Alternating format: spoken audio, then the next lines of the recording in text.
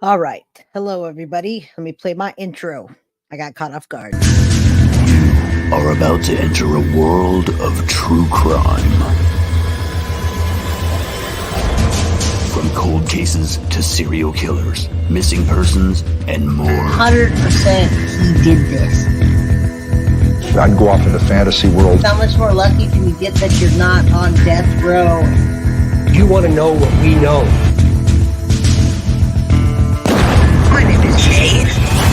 This is Guilty of Crime.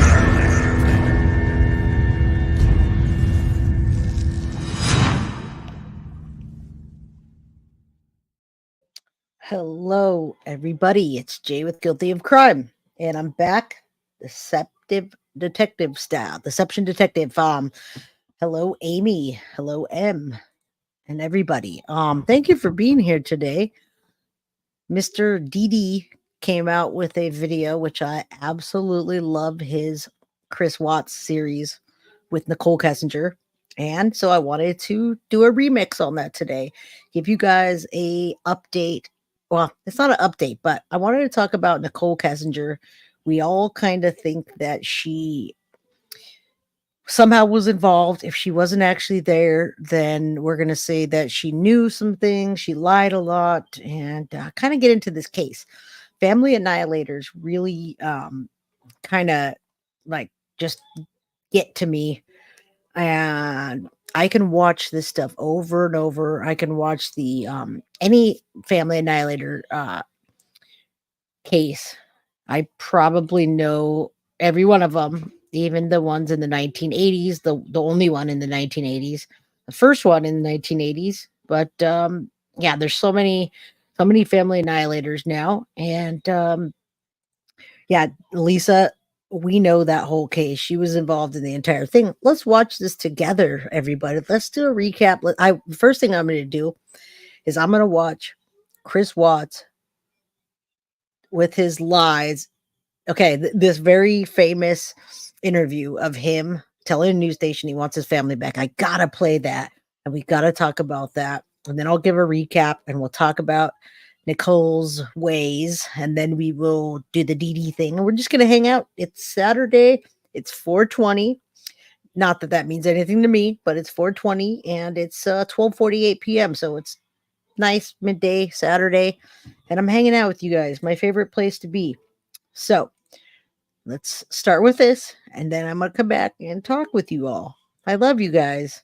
I wouldn't want to be anywhere else right now.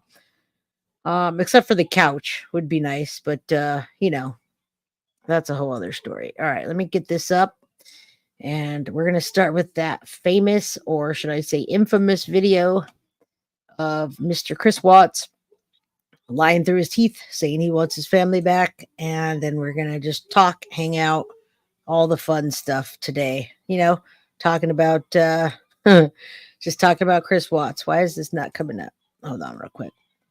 Oh, probably because I got up. All right, there we go. You would think I'm a rookie here. All right, let's go. That is not the one I want to share. Let's remove that, and let's put the Chris Watts one on. It is a Saturday, so it's a lot more laxed. And I want to say hi to everybody as you come in, and I'll do that as we're watching this. So let's go. Chris Watts, WATTS. No. What's going on right now around your house? Right now, it's you got K9 units, the sheriff's department. Everybody's like they're doing their best right now to figure out like if they can get a scent, see where they went. If they went on foot, they went in a car, or they went somewhere. And right now, it's just like they've been on point. They're going through the house trying to get a scent, and hopefully they can pick something up to where it's going to lead to something. What happened? Your wife came home. Tell me what's. She came home from the airport 2 a.m. and I left around 5:15. She was still here, and like about 12:10 in that afternoon, her friend Nicole showed up at the door. Like I had texted Shanann a few times that day, called her, say but she never got back to me, but she wasn't getting back to any of her people as well. And that's what really concerned a lot of people is like, she's not getting back to her. Like, if she doesn't get back to me, that's fine. Like, he had the times down, everybody. You hear that? He had the 12:10, 7:10, 15. He literally had the time down. And you know what, Coach Complete, you missed me when I did my deception detective hat and glasses. So I did that for you, and you missed that last episode. So now, again, the DD shades. We're doing it deceptive detective style. And guess what? I have the cards. One of the most used words with Mr. Deception Detective is reticence. So I have the reticence card, and I'm going to read that to you guys afterwards because he uses reticence quite a bit, and I want you to know the actual definition that he gives on his card. I love these cards. She gets busy during the day, but she didn't get back to her people, which was very concerning. And Nicole called me when she was at the door, and that's when I came home. And then walked in the house, and nothing was vanished. Nothing was here. I mean, she wasn't here. The kids weren't here. Nope, nobody was here. What's your wife's name? Shanann, Shanann. What's your kids? Bella and Celeste. Did he say BANANAS? I heard SHANNAN. BANANAS? I don't know. CELESTE. How old are you? 4, Bella's 4, Celeste is 3. And so, how many times did you try calling her? I called her 3 times, texted her about 3 times just to say, what's going on. Like because after I called her and texted her once, it's like maybe she was just busy. I never realized how bad this was. Every time you watch it, you realize more things and you hear more things, and he's just completely stuttering over his words. And I don't even know. He's got these weird times down. He's smiling, but it's the stuttering for me. She had just gotten back, like everybody's probably calling her from her trip. She just got back from Arizona, and I figured she was just busy. But when her friend showed up, that's what it was like. It registered like, all right, this isn't right. Do you think she just took off? Do you think? I mean, right now, I don't even want to just throw anything out there. Smiling. I hope that she's somewhere safe right now and with the kids. But I mean, could she have just taken off? I don't know. But if somebody has her and they're not safe, I want them back now. Yes, please. That's what's in my head. If they're safe right now, they're gonna come back. But if they're not safe right now, that's the not knowing part.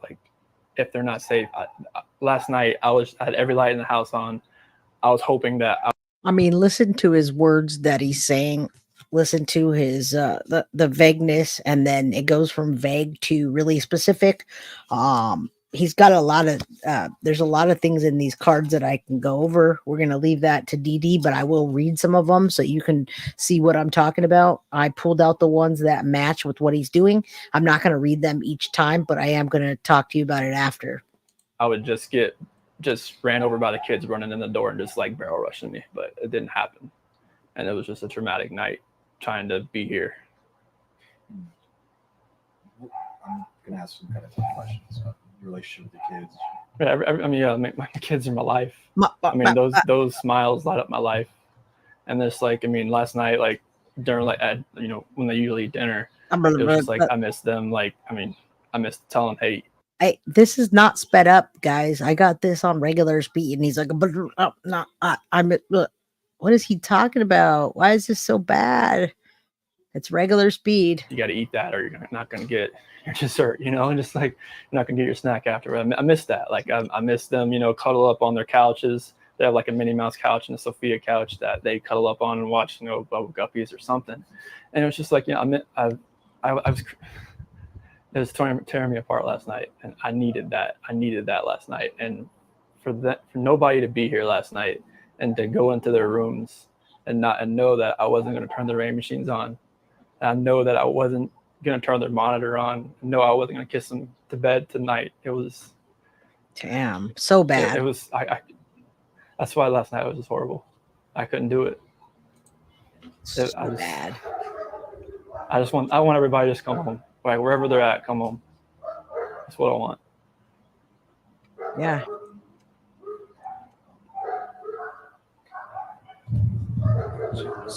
Where was she gone for? This guy. She was on so bad, guys. She came back Sunday. You said that to you at night. Yeah, because her flight got delayed from Arizona because of like other storms. Absolutely, he's choking on his words. And back then, the newscasters called this out. And I've seen this, 20, 30, 40 times, but watching it again, it's like watching an old movie from the past. You pick up on a lot more things, and this is bad. Storms around the nation. So she's supposed to get home like 11. She got home at like 1:48. She got in bed about 2. What was she going for? Like family trip? Or like? It was a Thrive direct sales. It was a local event that was down there between a bunch of leaders in the company. And that night, that day she was back. I mean, I left work early that morning, like 5:15, 5:30. So like she barely got into bed pretty much. This might be a tough question, but did you guys get into an argument before she left? It wasn't like an argument. We had an emotional conversation, but I'll leave it at that. But I just want them back. I just want them to come back. And if they're not safe right now, that's what's tearing me apart. Because if they are safe, they're coming back. But if they're not, this has got to stop. Like somebody has to come forward. You spoken to her family, like her parents? Yeah, they've been in constant contact, like every hour. I mean, everybody back in North Carolina and the East Coast. I mean, from Maine to Florida. What is her parents saying to you? Like, they're just like if they need to get on a flight, just let them know. Because I mean, they feel helpless right now because they're on the opposite side of the country. I mean, this Colorado. Yes, we're doing goatee analysis in the chat. So pay attention to his goatee and his widow's peak and tell me what you think in the chat. I mean, you can't just drive around and look. I mean, it's just like you wouldn't really know what you're looking for. That's what the cops pretty much told me. That first day, I was like, I want to get out and drive around. You wouldn't know what to look for. Last couple questions. What is law enforcement? What have the As soon as I'm done with this video, I will do a recap of Chris Watts and Nichol Kessinger about their relationship and the dates, so you'll get a good understanding. It was in August of 2018, and this was right after they went missing. They couldn't have been gone for more than a day. Maybe it was 2. You guys can correct me, but we're going to go over all of it. We just started, so hang in there, and we're just chilling out on a 420 Saturday, guys. Police or the sheriffs or your neighbors? Is anybody? What's police saying to you? Right now, this is what they're doing right now is with the canines in the sense. I think this is the biggest thing. This is the biggest thing they've done so far because yesterday the Frederick Police Department did all the searching of the house and tried to gather whatever information they could. And with the detectives, officers, and sergeants, and today it's, I mean, obviously with all the activity that's around, it's there's a lot going on around here, and I really hope that all this can lead to something positive. What did That's not happening, bud. your neighbors? Did they see anything? Did you ever see anything? No, like the police department went door to door asking like cameras and everything, just like nothing. And my last question, if you have any though, so feel free to step in. My last question is, if your wife can see this, Thank you. if she can watch these, what would you like to tell your wife and your kids? Shanann, Bella, Celeste, if you're out there, just come back. Like if somebody has her, just please bring her back. I need to see everybody. Now remember, I'm looking at the deception detective cards here, and we have a passive voice going on. So I will stop for this one because he's got a very passive voice. He's smiling. He's real like shrink back. And in the deck of cards, passive voice says liars frequently use passive voice to minimize their responsibility. If the subject is missing from a sentence, particularly in the cases where the omission results in grammatical awkwardness. Do you hear that the whole time? It may indicate that the speaker is attempting to evade responsibility. And then he quotes Penn Baker 2011. Henry Kissinger's response to criticism of Vietnam War is a classic example of using passive voice to deflect responsibility. Instead of saying we made mistakes, he evasively stated mistakes were made. Yeah, that happens, right? I'm a boss. Carly's a boss.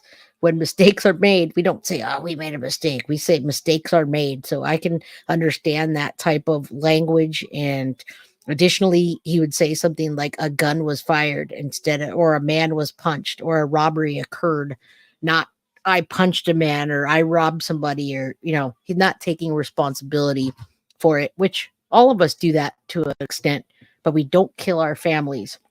I need to see everybody again. This house is not complete without anybody here. Please bring it back. So, yeah, that's it. I can take that mic off. All right. I've been covering true crime for a long. Evil exists. Yay. All right. We're going to get out of there, though. We're not on that. I'm going to pull up this and then I'll give you a quick read of mine. Actually, I'll pull it up so we can just not have my face the entire time. Let's show Nichol Kessinger and how cute she thinks she is. I know she's not to you guys and neither to me, but I still want to show that while I talk so you know what the hell I'm talking about. All right. Yes, please hit that like button. Now's a good time. I am not in a hurry today. I'm just chilling, hanging out with you guys. Hit the like, subscribe, share it. We're going to do Deception Detective style later. We're doing it now, but we're going to do the video that he just put out this morning at 9:45 a.m. and he wants 50,000 likes so he can do more. So let's talk about Chris Watts really quick, and then we're going to talk about Nichol, and then we're going to listen to her interviews, and we're here to just talk. All right, so I just posted in there, I've got Bose headphones, guys, and they're the latest Bose headphones. This color is like a light blue, so I love it, and it's very comfortable, and it works flawlessly. Liz says he's shaking his head horizontally at no. Yep, that's a telling sign when you're doing this, but you're really thinking, or you're doing this and you're thinking that, or you're doing this and you're saying something else. All right. So you can see Chris Watts and Nichol Kessinger were involved in a relationship at the time of the event. All right. So Chris Watts was married with 2 daughters and a pregnant wife. She was pregnant with Nico. He had the 2 children. This happened in 2018, August. Shanann and their daughters, Bella and Celeste, were reported missing. We just saw that video. They were reported missing, and he was going on the news acting like he was asking them to come back. So Bridget says, I'll never get or understand Chris Watts. Never. Well, let's understand him a little more today. Let's try to. Okay, so Chris initially cooperated with the police, and he claimed ignorance about the whereabouts. We just saw that, right? We saw that in the video. He was not very smart about it either. However, after we're fast forwarding, he goes into the police station because they feel like he is got guilty knowledge, we'll call it. And after filling a polygraph, he confessed to murdering Shanann. He initially, and remember this, he initially alleged that Shanann had murdered the daughters, but later admitted to killing them as well. The cops were trying to let him out of the situation in the interrogation, and they asked him, well, maybe did Shanann do it, and then you got mad and you choked her, and he says, yeah, that's what happened. And he told his dad that too. He said, Shanann did that to the girls, and so I went ahead and did that to her. Well, later on, he recanted that. So the bodies were found at his job site at Anadarko Petroleum, where this not-so-beauty, Nichol Kessinger, that really gets on my last nerves, also worked. Chris Watts was charged with multiple counts of first-degree murder and other crimes and was sentenced to multiple life sentences. We're going to watch that together, guys. I love that.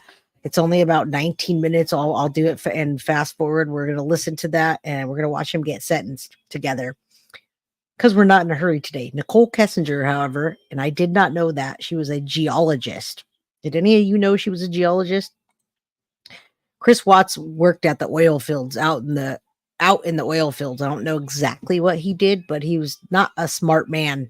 Even Nichol said he wasn't very smart, but he did that job well. All right. So Chris was charged with the first degree, sentenced to life, multiple life. Nichol was a geologist working in the environmental department at Anadarko as well. Okay. So she worked in the front office, and he'd come in and he saw her all the time. They exchanged numbers, and bam, now he's having an affair. They started a relationship in July 2018. The family went missing in August 2018. I feel like those dates are a little bit off. barely a month before the murders, it says, but I feel like it's off. It's speculated that Chris killed Shanann because he wanted to pursue a new relationship with Nicole. Nicole was not implicated in the deaths, even though by the media it is, and by all of us it is. She thought Chris was almost divorced when she met him. I think that's a lie. After the murders, Nicole went into hiding and has assumed a new identity. So if anybody has heard anything or knows anything about her, drop that down there. I'd like to know if we've heard anything by now. All right. Please like the video when you come in. I had 50 people in here and then now I have 46. I have people, it goes up and then it drops. So hit the like, please. If you like me, hit the like. If you don't, then don't hit the like. It's fine. This is a sensitive topic. I'm going to try to keep it sensitive today and not cuss and not say bad words. So let's do this in a very classy fashion and talk about this case without disrespecting anybody. So, all right, we're going to close out of that. I gave you that recap. We're going to show this and then I'm going to watch him get sentenced. But I want you to see this lady and this guy that was her boyfriend and how she could even like talk about him the way she does, and it's just really weird. All right, let's watch her. Let's watch a little bit of a recap and see some of the messages between each other. Nikki went to the police with her dad to tell them she'd been having an affair with Chris, which they already knew after speaking with Chris and some other Anadarko employees. But before she went in, she deleted all of her texts from him and his contact information. She asked her good friend to delete all the texts she'd sent her about Chris. She looked up Amber Fry. She wanted to know how much Amber Fry had made on a book deal and if people hated Amber Fry. And then she searched for him. So someone asked that in the comments right now, and she actually searched for Amber Fry, everybody. Scott Peterson's mistress did help the police, absolutely helped the police. And Nicole didn't have to because Chris went and told for himself, told on himself and by himself. And hello, I am Two Bear. I love you so much. Hit the like before you leave, please. Yeah, I don't know who doesn't like me, but if they don't hit the like button. It's okay. We love you. We love all of you. And yeah, let's listen to this. I think it's a good day today. Information on how or if those deleted text conversations could be retrieved by the police. And only then did she start talking. I think I met him sometime in June, probably early June. It might have been May. It was just talking at work. It was pretty casual. And he didn't have a wedding ring on his finger. And every time I talked to him, he didn't tell me that he was in a relationship. He didn't even mention his kids right away either. And then one day he told me that he had 2 kids. I was like, that's pretty cool. And started telling me about his kids. That sounded like a sarcastic comment. No, I thought it was kind of cute. I was like, oh, he's a dad. It was like right around Father's Day too. So whenever that is in June. Okay. Yeah. So I'm not good with holidays. He told me he had kids, and then it was Father's Day shortly after that. So that's what I do know. And I was like, I thought it was cute. And then he's telling me about him. He's pretty excited about him. And then he mentioned that he did have a significant other. Even the cop thought he was or she was being sarcastic, everybody. And thank you, I am Two Bear. Thank you, Amy. Thank you, Jess. Thank you, Carly. Thank you all for hanging out with me today. I appreciate that. And then he told me that those 2 were in the process of a separation. Did he mention the children's name or his significant other's name? I didn't know his significant other's name for a while. And then I think he told me his kids' names pretty quick, but to be honest with you, on an exact date of when that happened, I don't know.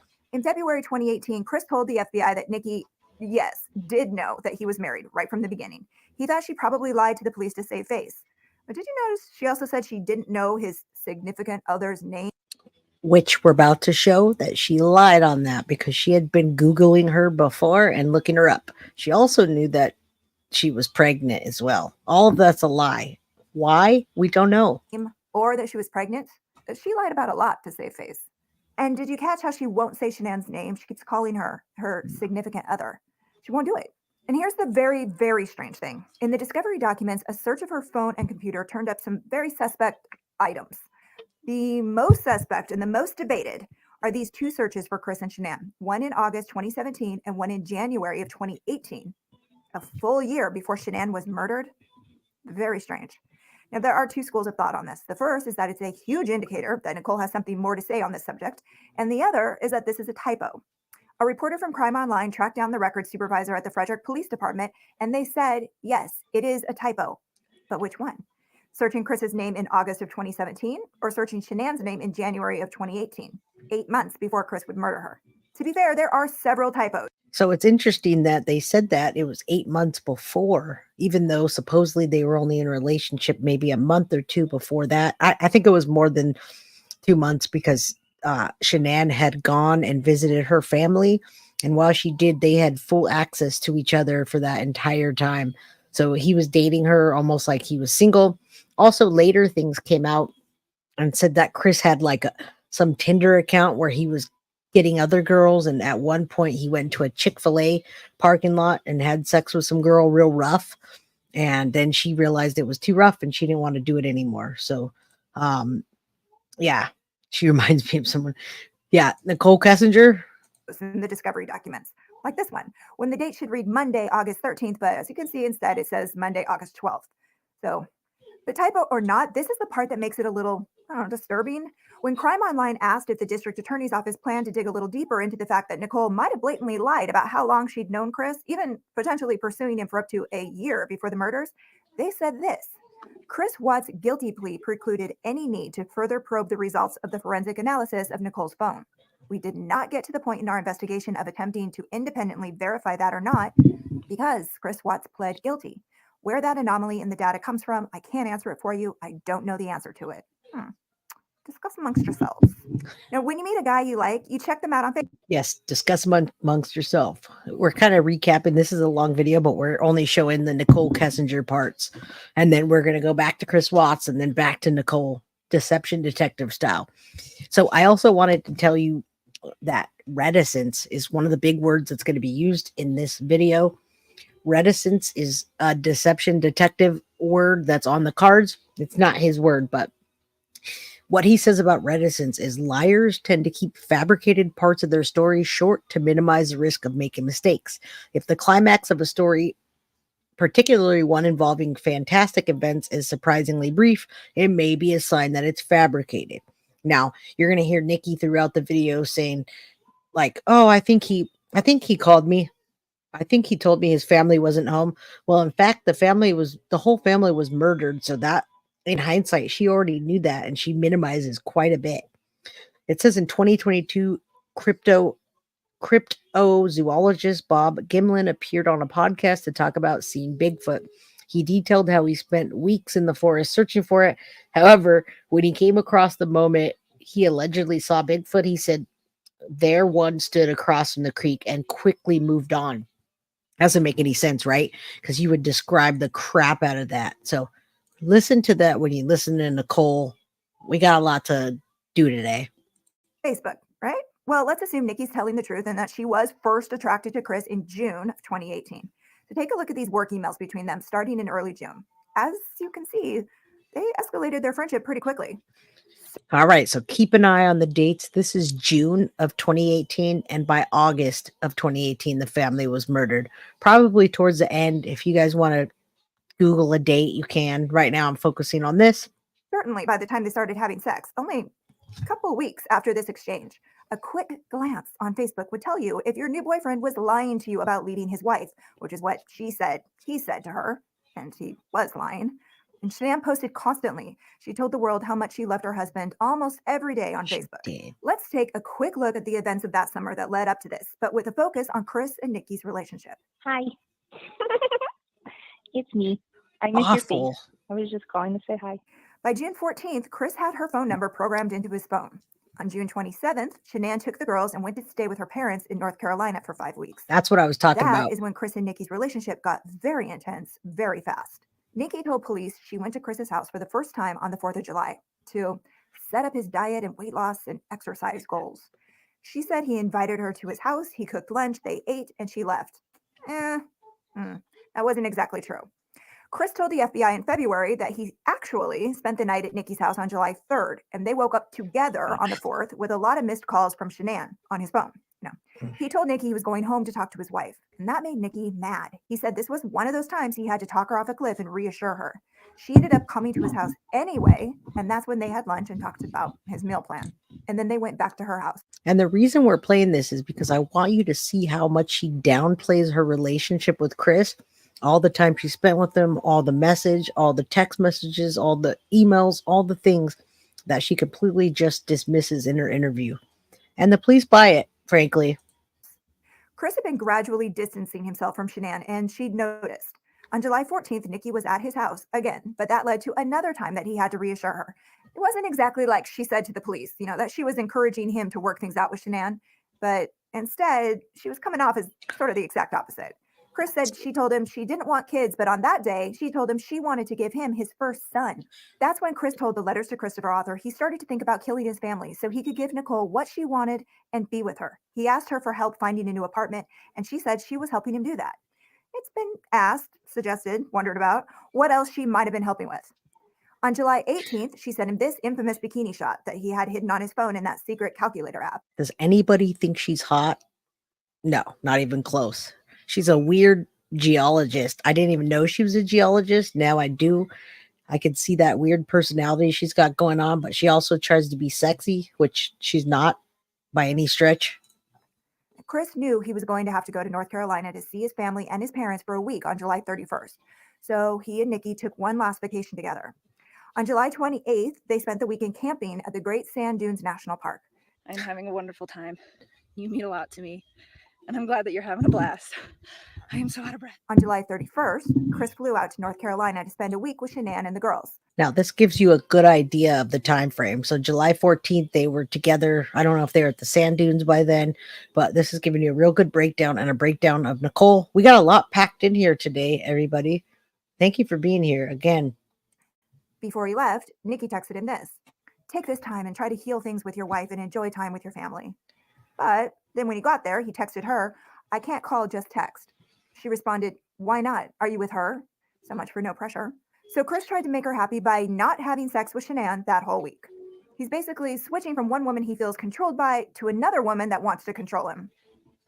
The first night he was there, he slipped Shanann 80 milligrams of oxycodone by telling her it was something to help with her headache. He told Shanann Cato that he... Keep in mind, she was pregnant. I don't know if that's safe for pregnancy, but that's quite a bit for a pregnant woman. I know they can take a small amount, but not that amount. Wanted Shanann to miscarry the baby that they had named Nico. He thought it would be easier to be with Nikki if Shanann wasn't pregnant. But where did he get the oxy? He said he would never reveal that, which seems to suggest that he must have gotten it from someone close to him, someone he wanted to protect, and like Nicole? Still does. While Chris was away, Nikki was making plans of her own. Police discovered internet searches for wedding dresses, Shanann Watts, and phrases like, "Man I'm having an affair with says he will leave his wife," and "marrying your mistress." This is definitely not what she suggested to the police. Just doing a search for Shanann Watts would have pulled up her Facebook, and you would have seen the entire history of the relationship, including the fact that she was pregnant, which, if you remember, she did try to say that she didn't know about until Chris was arrested and the media said so. Not so much. In yet another phone search conducted by authorities, investigators found searches for sexual videos, physicians, tons of searches for Shanann. Chris told Shanann Cato that when he got back into town, he went to see Nikki and she gave him a key to her place, something Nikki never told the FBI. That key. And we're going to listen to part of that interview. There's like 5 parts, I think, at this point, 4 or 5 parts. I think the 5th one now, Deception Detective. We're going to listen to that newest one that he put out. And that's what we're getting to right now. We just want to hear all this. So when we watch it, we can say, oh, she's lying. And we know. He was the final push he needed to get rid of Shanann. According to letters from Christopher, he left Nikki's house with the key to her house in his pocket, and he met Shanann at her ultrasound appointment.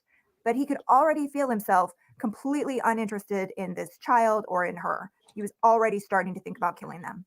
On August 8th, he deleted his Facebook account. He told Shanann he wanted to take a break from social media, but then in her police interview, Nikki let it slip that she had told Chris to shut it down. In fact, she was so adamant about it that when he told her he'd closed it, Nikki asked him if he'd actually scrubbed it by sending a specific request to Facebook. I do not know about that. Do you? Whose ages are you referring to? Chris and Shanann and all them, or the kids? They're probably in their mid-30s, 35, 36. I can look it up and put it in chat. Chris didn't either, so Nikki thinks he just deactivated it. Later, Chris told police he'd done it so Nicole's friends couldn't look him up and tell her that his wife was not acting like a woman who was leaving her husband. Clearly, at that time, he did not know that Nicole had done plenty of searches on her own. On August 9th, Shanann left for Arizona, and Chris was already thinking of exactly how to murder his family. He sent this picture to Shanann saying Bella had done this with the sheet, but later he admitted it was him and he'd sent it to her to get her reaction. August 10th, Chris volunteered to check out a maintenance issue on the oil tanks known as Survey 319 on Monday morning, August 13th. At that time, his boss didn't think anything of it because Chris was a hard worker, but that site was so far away, no one really. All right. So I really wanted to talk about, okay, so we're still doing the Nichol Kessinger text, and then we're going to skip to the sentencing. This is what I wanted you to see so you can see the things that she's actually saying and the things that she says that she was saying. Ever put their hand up to go there. Clearly, Chris is already formulating a plan. On August 11th, he hired a babysitter for the girls and he went to dinner with Nikki. He told Shanann he was going to a Colorado Rockies game with a friend from work. But later that night, she got an alert on her phone that their joint account had been used at this Lazy Dog Bar and Grill for more than $60. Like a lot more than one person might spend on themselves there. For the first time. And now Shanann must have already been thinking that he was cheating, because I don't look at my wife stuff like that and her vice versa. Like, I spend whatever I want. She doesn't break it down. And I hope most of your spouses don't do that either. I think she was already thinking about it, and it just prompted her to, really see that he was. And there's no way he could have been eating for $60, I guess. Interesting. Shanann was seriously considering that Chris might have a mistress. Her friends say that wasn't something she really believed before that night. Chris always paid for dates with Anadarko gift cards, but that night, he just didn't seem to care. Even Nikki noticed, and she told the police about it. But she said to them that she thought it was further evidence that Shanann had insisted on moving forward with the divorce, despite Chris's best efforts to work things out. Well, she and Chris must have been celebrating, because at 9:30 that morning, she spent 45 minutes Googling how to prepare for anal sex.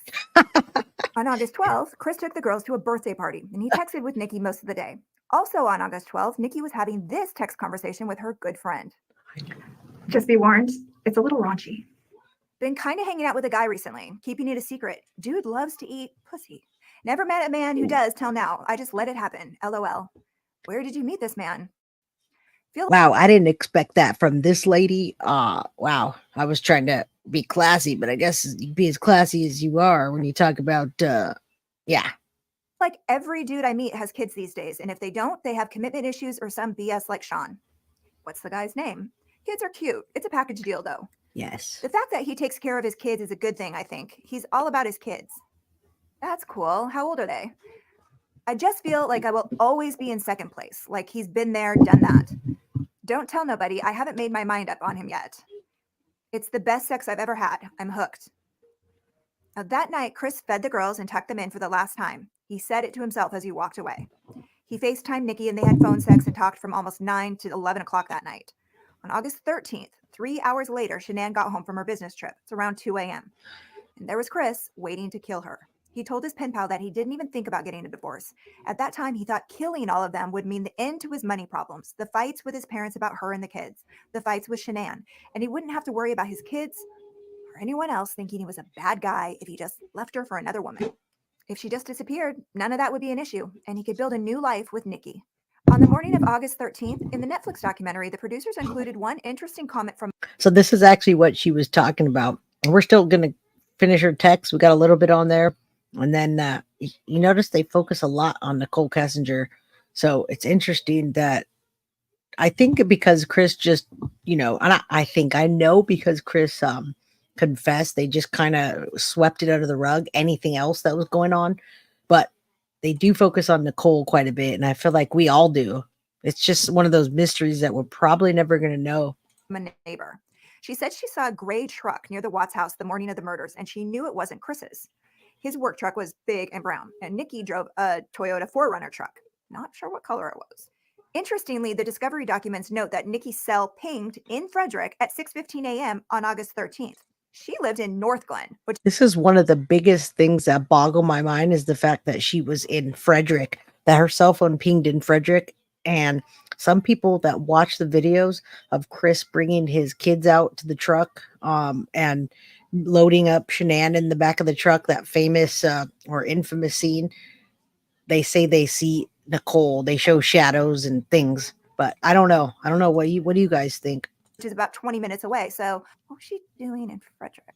That day, August 13th, she said Chris texted her to say he was busy, but they mostly chatted like normal during the workday until 3:45 p.m. when he texted her to say his family was gone and he wanted to know what she thought he should do with the wedding ring that Shanann had left behind.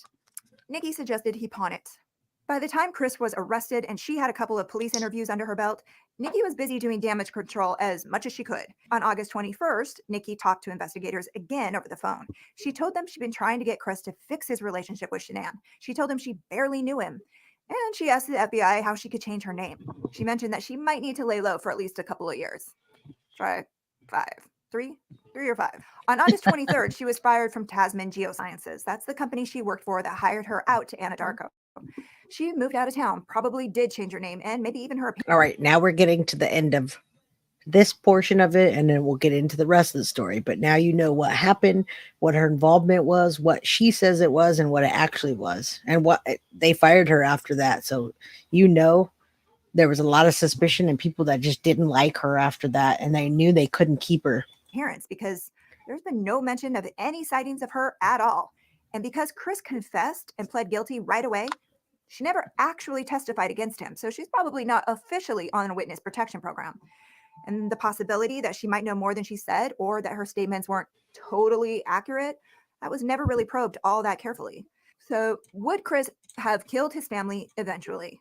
Maybe for the next girl he took a fancy to, or maybe... All right, so that's where we leave it. Would he have killed his family without Nicole prompting him or making him feel guilty or trying to make him feel a certain way? Was she the manipulator behind it? You guys, let's talk about that footage and let's watch it. We can watch it if there's no volume to it. We can watch it without the volume. I don't know if there is or not, but I have the body cam footage and the footage they showed that day of him and bringing the bodies out, bringing the little girls out, all the shadows, and his reaction, Chris Watts' reaction to the neighbor surveillance. So let's watch this, guys. This is important, and it's pretty high quality.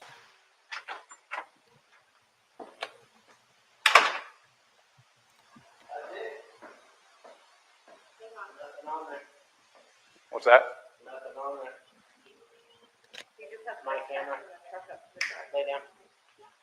Loading my stuff up in my coolers, my water jugs, my book bag, my computers, some of the tools that I have in the toolbox. Okay, now he's talking about, and we're going to see on that screen why he backed up and loaded this stuff in there. And he knows that he almost got caught here. I'm going to have to do some pumping unit rubbers today. That's why I was out so far. Is this on continually Yep. recording? Yep. Well, It's not. Is it motion or is it? event. Okay, so it's motion. Any motion event that happens, but I get cars driving from this street, from this street. And this is him at 517.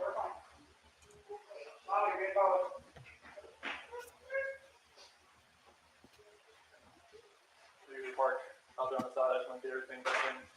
Be easier to load everything out there, all the tools I had to bring in.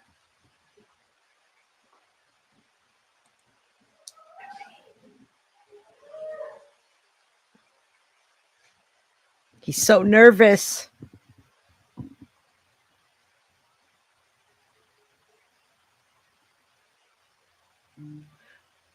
Yeah, he's like, I hate this neighbor. This damn neighbor.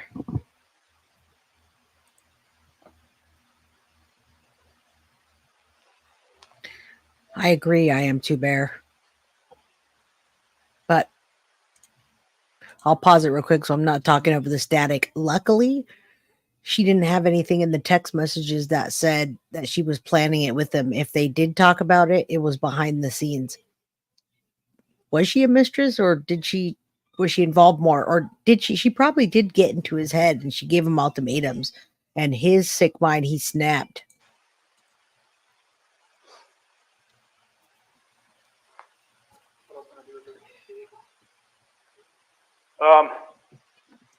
My detective just showed up. So he'll probably want to talk to you. He'd probably, like I said, he might have you call at the bank and see if there's any kind of activity.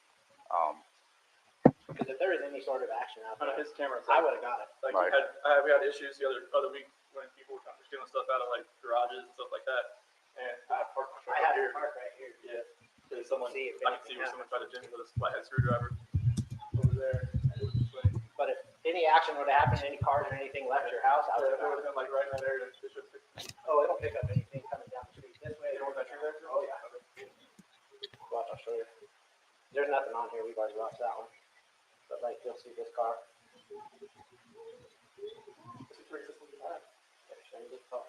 You can see this car coming right down the street. That one.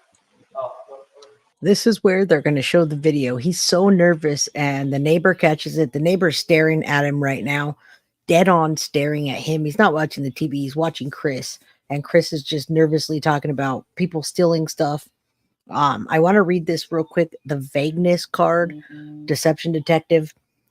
He says liars often resort to vagueness in their narratives, a tactic driven by a need to evade providing details that can verify and challenge of investing a detailed story. If a missing person, names, times, location. Now, he did say that earlier. He gave times and all kinds of different details. If a story is missing specific names, times, locations, and spatial prepositions such as inside, under, above, or around, it could be a sign of that.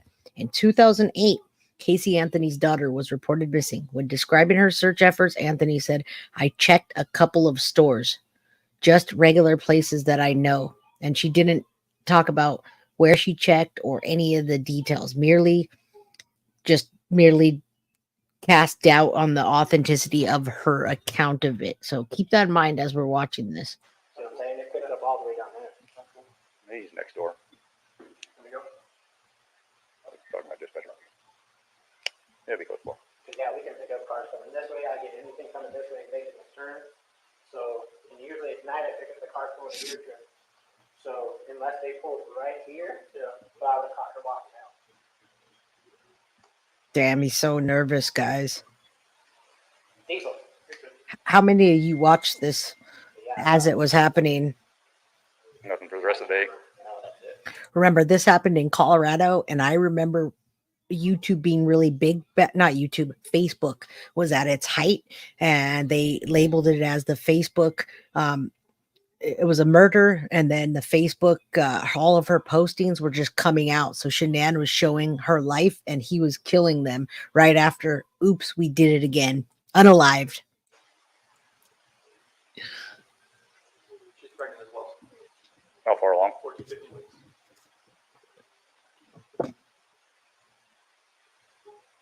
That's why her friend said it was low blood sugar. See, I've got her friend leaving out here at 2 in the morning. My camera.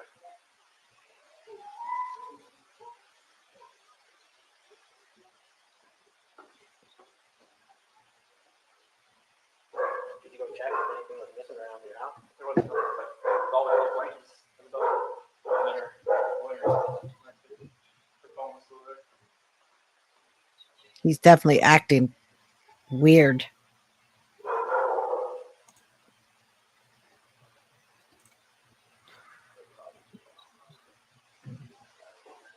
That's interesting. And I muted it for a second so I don't have to hear the background static. But you saw the article and you didn't watch it till Netflix. That's so interesting because there's so many things in between that happened, and as it unfolded, and it made such big headlines because the "oops, we did it again" post that Shanann did on Facebook right before she went missing. So everybody was like, "Oh, she's pregnant, about to have a third child, and she went missing." And people saw the interview on the news, and it just blew up and sparked. So this was in Colorado, and it was in 2018, at the height of Facebook just being the it thing. That was the start of the video.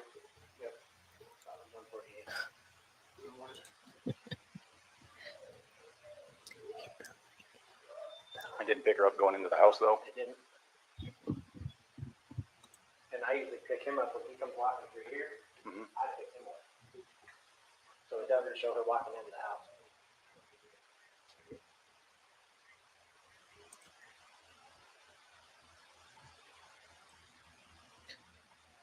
Yeah, there's a lot of back and forth going on. They're kind of talking about whatever was going on that morning. He's kind of narrating a false narrative for him, and the neighbors trying to be real. you say you keep waiting for more content to come out, like NK played a role. I wait for that too. That's why we're going to watch in this video Deceptive Detective and what he thinks about it. He definitely knows how to break down the liars. Yeah, so we're just getting through this. Netflix documentary honestly just showed a lot of Shanann's video. They retreaded her video that was on Facebook. How long does a typically record for? 30 seconds, I believe. This is at 148, and then the next one I have is 105. So nothing, no cars came through because I guarantee with the headlights, it picked up the headlights automatically. And my Vivint said that at 5:27, my garage door was left open. But that could have been simple as well. It says it was shut during the day, but I think when Nikki's son, he may try to move the door around, maybe when they were trying to get in the garage door. And if I broke the later there, that's because my alarms were going off. Well, I know he said the front door he tried going in, but he had to lock up. That's so that set it off, right? Complete lies. On the outside doesn't work anymore. It got wet. All right, let's fast forward a little till we see the actual. Let's see. He's going to show right here. Watch. To be completely honest with you, my wife and I were kind of wondering when she was on vacation if something happened because I've heard them full out screaming at each other at the top of their lungs. It's crazy. You hear that? I'm guessing that's why she went and visited people because she wanted to get away from the situation. Wow. Give your ID.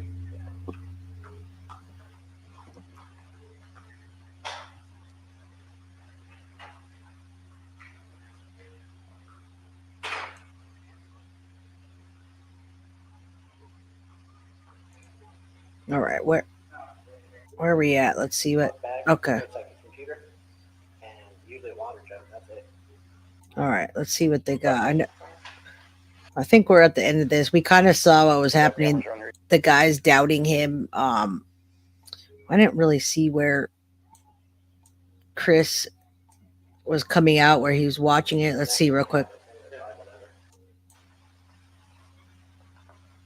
Watch.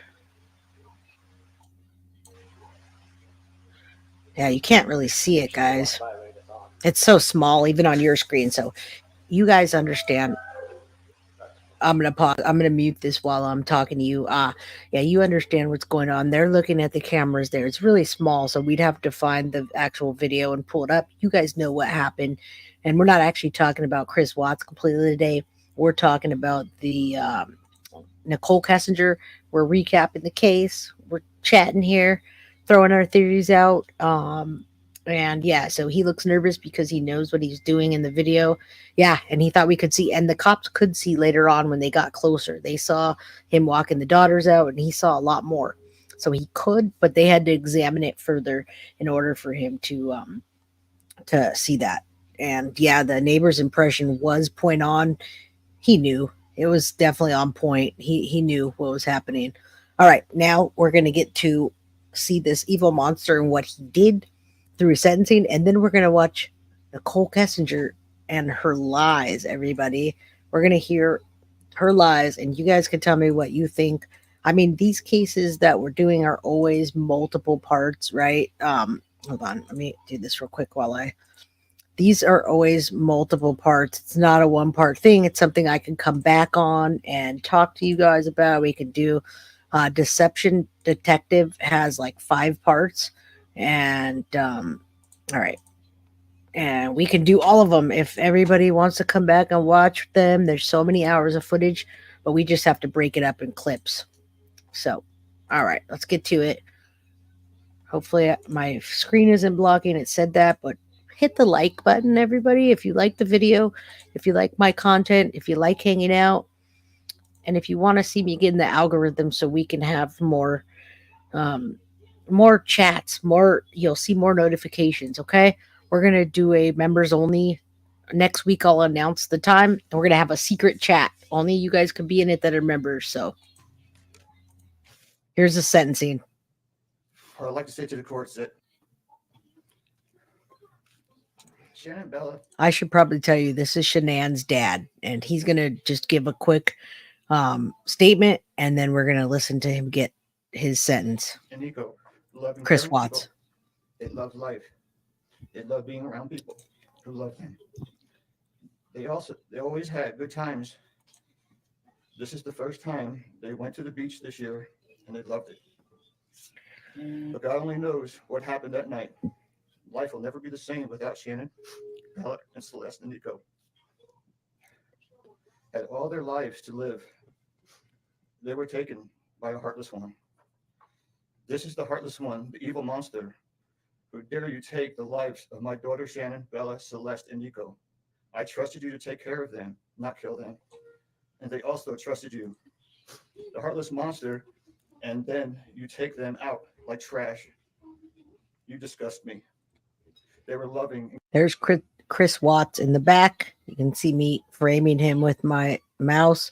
He's back there, and he just completely gave up. You guys know that. So he just gave up, and they locked him away. And Nicole, I don't know what happened, but we're going to listen more. Caring people. Sad. You may have taken their bodies from me, but you will never take the love they had from me. They loved us more than you will ever know, because you don't know what love is. Because if you did, you would not have killed them. You monster, thought you would get away with this. I don't know how. The cameras do not lie. You carry them out like trash of the house. Yes, I seen the videotape. You buried my daughter Shanann and Nico in a shallow grave, and then you put Bella and Celeste in huge containers of crude oil. You heartless monster. You have to live with this vision every day of your life, and I hope you see that every time you close your eyes at night. Oh, I forgot. You have no heart or feelings or love. Let me tell you something. I will think of them every day of my life, and I love them every day of my life. Prison is too good for you. This is hard to say, but may God have mercy on your soul. I hope you enjoy your new life. It's nothing like the one you had out here. May the courts have no mercy. You know what I noticed is that all of you like daytime videos. I usually do them after I get off work, but during the weekend, I could do them during the middle of the day. I noticed people come on, they stay on, they chat, they're relaxed. So tell me if you like daytime ones, and I could do some things during the week too. On you. It's hard every day. It hurts in so many ways. I have heard people say that you're not a monster. No, you are not. You're an evil monster. Thank you. Love you, Shanann, Bella, and Nico. Love you, my mom and dad. And one other thing. And Shanann says she is super excited for justice today. Thank you, Your Honor. Past 3 months, I barely slept because I've been going through a lot of different emotions because I did not see this coming. You went from being my brother, my sister's protector, one of the most loved people in my family, to someone I will spend the rest of my life trying to understand. What gave you the right to put your hands on a woman, let alone my best friend, my beloved sister, your daughters, and your son? Why weren't they enough for you? In the blink of an eye, you took away my whole world, the people that matter. You can see that's Shanann's brother. It looks just like her. They call her Shanann, but she preferred Shanann. To me the most. Everything in my life I loved, your children. They trusted you. They loved you. They looked up to you because you promised to keep them safe. Instead, you turned on your family. My blood is boiling as I write these last words because they are the last you will ever hear from me. I can't even think of the right words to describe the betrayal and the hate I feel. And to be honest, you aren't even worth the time and effort it takes to put my pen to this paper. There isn't a day that goes by that I don't cry for my family. They were my whole world. All I do is ask myself why. Why would you do this? You don't deserve to be called a man. What kind of person slaughters the people that love them the most? Did you really think you would get away with this? Did you really think that this was your best option, to throw away your family like they were garbage? He did. They deserve better, and you know it. I hope you spend the rest of your life staring at the ceiling every night, being haunted by what you've done. None of us deserve this. Hearing my mother and father cry themselves to sleep in this hotel room causes me anguish that is beyond words. I can't describe how this feels, how badly my heart is breaking for my poor parents. We trusted you. You have taken away my family from this earth, but you can never take them from my heart. You took away my privilege of being an uncle to the most precious little girls I've ever known. I will never hear the words Uncle Frankie again, but you will never be called Dad again either. You'll never be able to put your hands on another woman, let alone my best friend, my beloved sister, and your son. I just can't comprehend how they weren't enough for you. Shanann, Bella, and Cece loved you more than anyone. You were their hero. How could you destroy the people who loved them the most?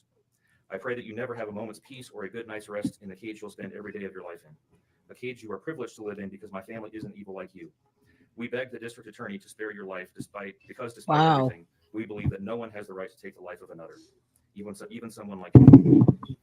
I feel sorry for your family. I know the pain that they must feel knowing that they can't hug you because that's how my mother, father. We've been here an hour, everybody, and we've got a lot into Nicole and her text messages and all our things. But let's go a little bit farther and listen to his sentencing, because we can watch this. I just want to hear what the judge has to say. These are his parents, and they disgust me, so I'm gonna not watch them. I can't stand them. Yeah, we don't care about that. Love and knowledge of cars with him. He was just as involved with his girls. I believe he loves his girls. You could listen for a second just because it makes everybody disgusted. And then I'm going to show you the accurate footage real quick of Chris walking in and walking out and the shadows. And you can tell me what you think. If you think Nicole was there, and then we'll hop on to Nicole and get down to Dee Dee. I know he does. This tragedy has impacted my family in so many ways. Beyond losing my precious grandchildren, our beloved daughter-in-law, we are forced to question everything.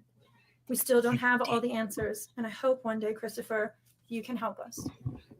Chris, I want to talk to you as a father and son.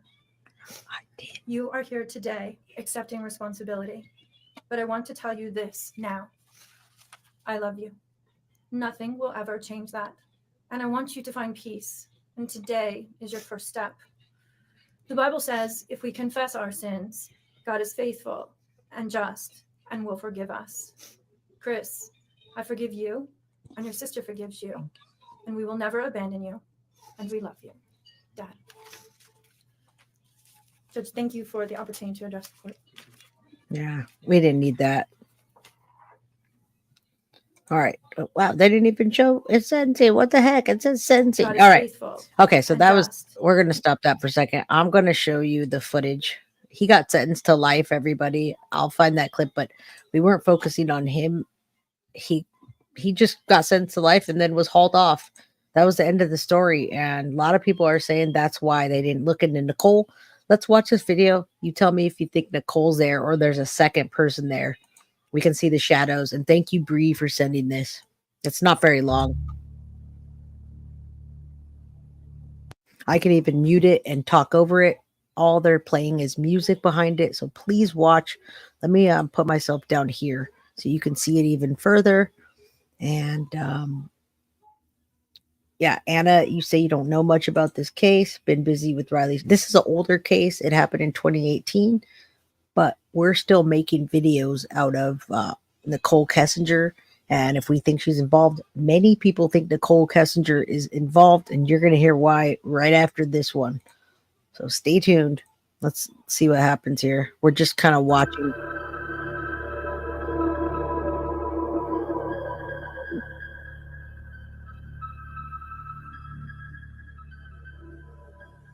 We're going to see him back up in a minute. When we see him back up, we know that it started. I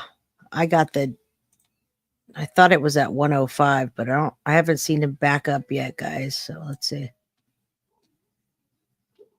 Why isn't it playing?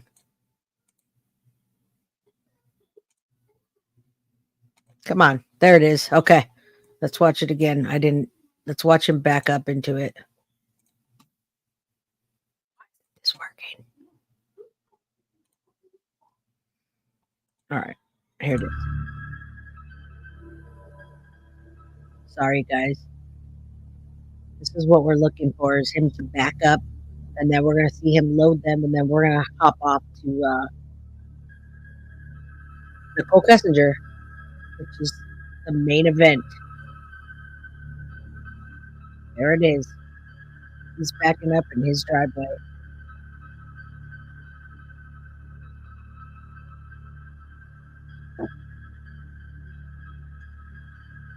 All right, watch that while I'm going to talk, because the music is just bothering me. But he's backing up now, and he was saying that he was loading tools, or, he kept his tools in the garage. But yeah, watch him walk out. That's why I made myself smaller so you could see him walk around and load people. You could see the shadows of him doing that. And then we'll get out of here and get on to the main event. All right, let's listen for the music for a second so I can see what right up here.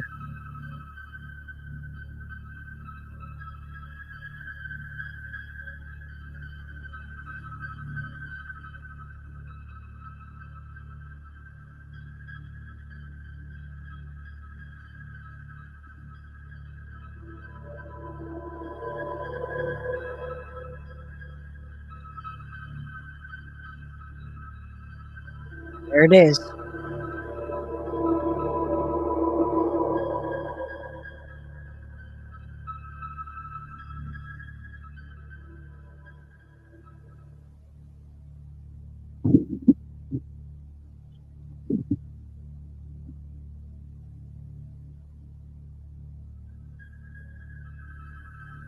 Yeah, it doesn't look like anything's happening, but it is. Watch him, his footsteps around there. I know it's a little bit not a lot of things going on, but it's happening. I promise. You'll see him walk back and forth.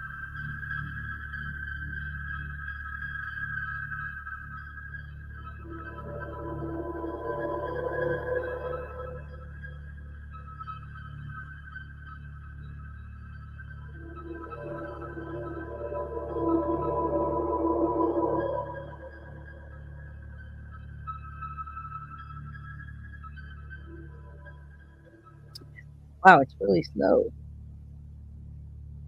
Could the music be any creepier, right? I'm just waiting for him to come up and walk back and forth. It happens quick, but that camera angle in the video says quite a bit. That is very creepy.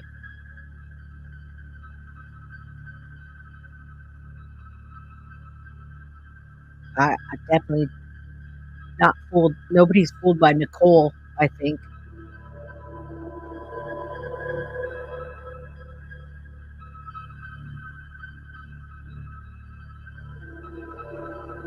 I didn't pause it. It's still playing, but I feel like you can see the flag there moving. I feel like if I fast forward it, it's going to happen.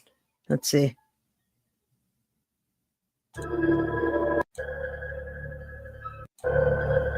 Wow, this is a lot longer than I thought.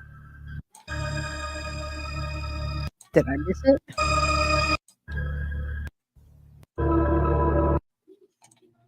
Oh, there it is. Okay. We don't want to watch this for that long.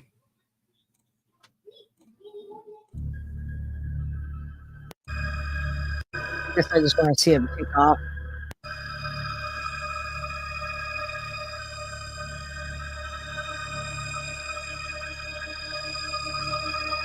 All right, so yeah, keep that in mind. He never backed up. You're right, and the neighbors told the law enforcement that he almost never did that. We do see shadows and stuff. I think I have to condense that down. I appreciate the video, Bree.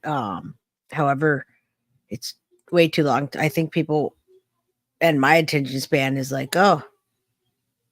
So let's just watch him drive off. I think that's as much as we're going to get right now. But that was a big deal that he backed up. He loaded them, and I have to find the condensed version right when it goes back and forth. So yes, Carly, that is super creepy music. Let's get on to Nichol Kessinger. How about that? We've done a lot of backstory today. Now, keep in mind this case was a long time ago, and there's hours and hours. I mean, you could go days and days without just consuming. You have so much footage to consume. All right, where's my DD man? I thought I downloaded it. We're gonna do it together. All right, deception detective, and he calls it harmful, which I absolutely. You hear that? Here comes DD. All right, was this the today one? Yep. Did anybody watch this today? Deception Detective came out with this video, and he put it out this morning at 9:45 in the morning. So we're going to watch this together. All right, here we go. And we're going to show the cards and do all the fun stuff. All right, so We're just getting started, everybody.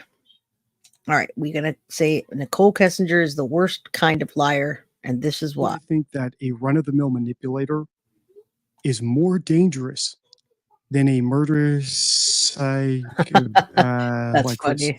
And it boils down to your likelihood of encountering one in real life. Someone like Chris is very rare. It's very unlikely to encounter him, even if his impact is severe, right? If you encounter him and you're the wrong person, he'll murder you. But I think that people like Nichol are much more dangerous because A, they're more common. Manipulators are a dime a dozen, so you're more likely to encounter them. And the impact they have, while not life and death, right, while not severe, can still be significant. For example, if Chris hadn't murdered his family and simply just divorced Shanann, Nichol would have wrecked their home, right? That's not necessarily illegal, right? But it would have had a severe impact on their life. This is what I was going to say too. It's not illegal to be a mistress or to ruin a family, but it really isn't good. It's not good.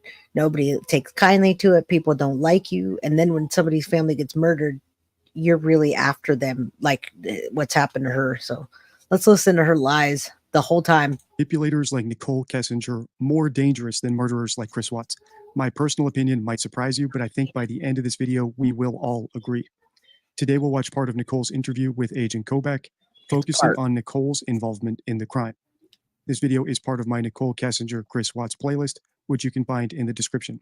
Without further ado, let's listen. Really, so I don't know if it was Saturday that he had told me that he was going to go that birthday or like Friday. I just remember he was like, I got to go this birthday party. Okay. Any other conversation that makes sense? I mean, honestly, at this point, I'm really tired, so I know there are certain things that I need to tell you guys that we'll get to as these days progress. But in all honesty, if it doesn't stand out to me now, it probably wasn't relevant. What about that 9 o'clock thing you were telling me on Monday?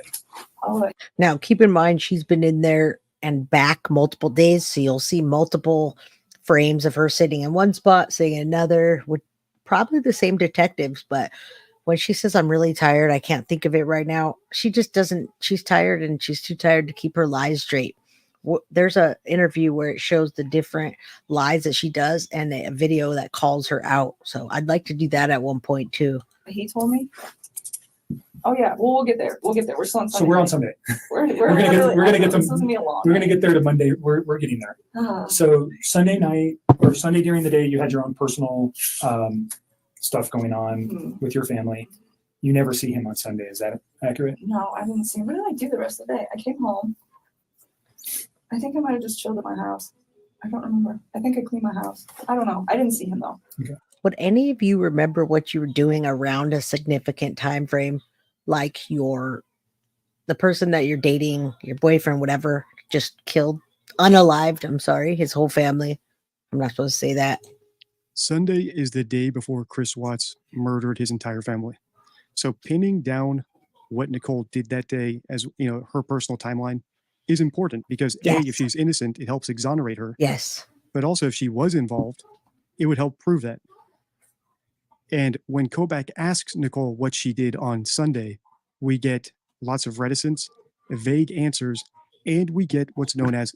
Now, I told you what reticence was earlier, so remember, that's a deception detective word on the deck. So I read it earlier. There you go. You can see reticence. He's going to talk about that a lot. Negation, where she tells us what she didn't do and that she can't remember. And negation is a great sign of deception. So it can come in 3 types. You can get objection phrases where if you say, you know, were you at home on Sunday? Or did you help Chris on Sunday? And someone objects. Well, I could never do something like that. How could I help someone murder his family? Or I had no idea he was going to do that. So instead of answering, someone evades giving you a direct response by objecting. The second is when someone gives you an I can't phrase. So what did you do on Sunday? I can't say for sure, or I can't really tell you, or I can't. I usually can't tell you what I did yesterday unless somebody that I was dating wiped out their whole family the day after. I'd be able to tell you. I'd be able to recount everything. I'd be able to recount what we talked about, and I'd go back and I'd look at those text messages and I would remember. Off the top of my head. So they tell you what they can't do. Why can't they do it? Maybe because it would expose them to jail time or because it would incriminate them. So they're honest when they say, I can't. And then the third type of negation is a non-reflective denial. So when someone just says offhanded, well, I can't remember, or I can't recall it, or I can't really think of it right now, like Nicole's doing here. This is the day before your boyfriend murdered his entire family. I would expect you to reflect at least a little bit about what you did that day. It was less than a week ago. I would expect you to, if you're innocent, be thinking of your alibi. What did I do that day and how can I prove it? If I was watching Netflix, here's my Netflix record, right? I would be thinking of ways to exonerate myself. That's typically what innocent people do. So the fact that Nicole is cagey about what she did the day before Chris Watts killed his entire family is suspicious.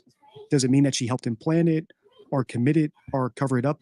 No, not necessarily. Yeah, after we're done with this, I have the clip now that shows the shadows walking around and Chris so everyone could see this. But let's watch this. And if you want to stay here after to watch that, it goes real quick. We can see it. That way we can see if you thought she was there that morning, if the times match on there and the things she's saying. Okay. And Yeah, Saturday was the last time I saw him. okay.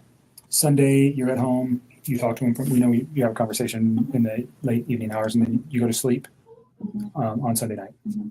When's the next time you talk with Chris? Probably Monday morning. Do you know what time? No, I mean, so we used to like randomly text each other like throughout the day, but we both get really busy. So some days like I don't hear a lot from him, and some days I don't text him until like 2:00 in the afternoon because I'm just like busy. And I remember I didn't hear a lot from him that day, which was like that's not out of the normal for either one of us during the day. But at one point, I do remember he like texted me and he's like, "Oh, it's been a really busy day," and then like said some other stuff, which I'm sure you will find in my text. What he said, I don't know. It wasn't obviously anything that was like alerting to me. But that's what I'm saying. Like at this point, like I remember really key things, but if it's like a conversation that I'm like, I don't remember exactly what was just Her really key things that she does remember change after they realize that the detectives are going to go through her phone and look through all of her stuff. So she'll start referring to, oh, you could check yourself. This happened, but you can check yourself. But before that, she was telling a different story, and those time frames and those different interviews, she's called out on that in another video. discussed because it was probably just bullshit, like just talking to each other. Yeah. Small talk stuff. Yeah. But I remember he was busy that day and we didn't talk that much. And then I clocked out at 3 is what my time card says. That's what I was showing Mark the other day. And See, on Monday, she did think of her time card and ways to prove where she was. Sunday, though, she shows zero reflection about that. Why is that? Why is she reticent about it? There's many reasons why people might be reticent. It doesn't necessarily mean that they're murderers. Maybe she was filming a nude video of herself to send to Chris and she's embarrassed about it. And she doesn't want to give it up unless she has to turn that over to the police to prove that she's not involved. So we can't read too much into it, but it is very suspicious. And like I've said throughout this series, the fact that Nicole deleted all of her text messages before coming forward to the police means that she's forfeited her right to the benefit of the doubt. So we will look at her much more suspiciously and skeptically than we would if she had been fully candid and cooperative. I got home to go meet my buddy. One of my good friends was coming over to my house, and he actually has a key to my house. So he was actually there when I got there. And who's that? My friend Jim. And so Jim came over. Doesn't Jim sound like a fake guy? My friend Bob came over, but we don't want you to call him. It sounds fake, but I think she was probably sleeping with that guy too. And I got home. He was there. He had like just walked in the door. And I remember like briefly after he got there, I checked my texts. I mean, briefly after I met up with Jim, I like glanced at my texts. And Chris said something about like, my family's not home, or like my wife and kids aren't home. Like something to that effect. And I told Mark, because he asked me for a time, and I don't have an exact time, but I remember it was like right after I walked. That was a text message though. Another curious thing about all this is that Chris killed his family on the same day that Nicole had Jim coming into town, right? Another man, potentially another suitor, someone that Chris was jealous of, and potentially that someone Nicole was using to make Chris jealous. Because if my theory is correct, Nicole gave Chris the ultimatum to put his house on the market right before he killed his. And then right after he wiped out his entire family of 4, yes, 3 kids, everybody, he is a family annihilator. I started a folder in my series called Family Annihilators. So we have more to come. I have the Disney Family Annihilator, the Disney World Family Annihilator. Oh, you guys got to watch that with me. All right, let's watch this. Family. So even if she didn't necessarily help him plan the murder, she was piling on the stress for him, at least, right, in his deranged mind, to do something dramatic to his family. And I think all Nicole suspected he would do is, like I said in another video, shit or get off the pot, right? Leave your wife and get with me, or don't.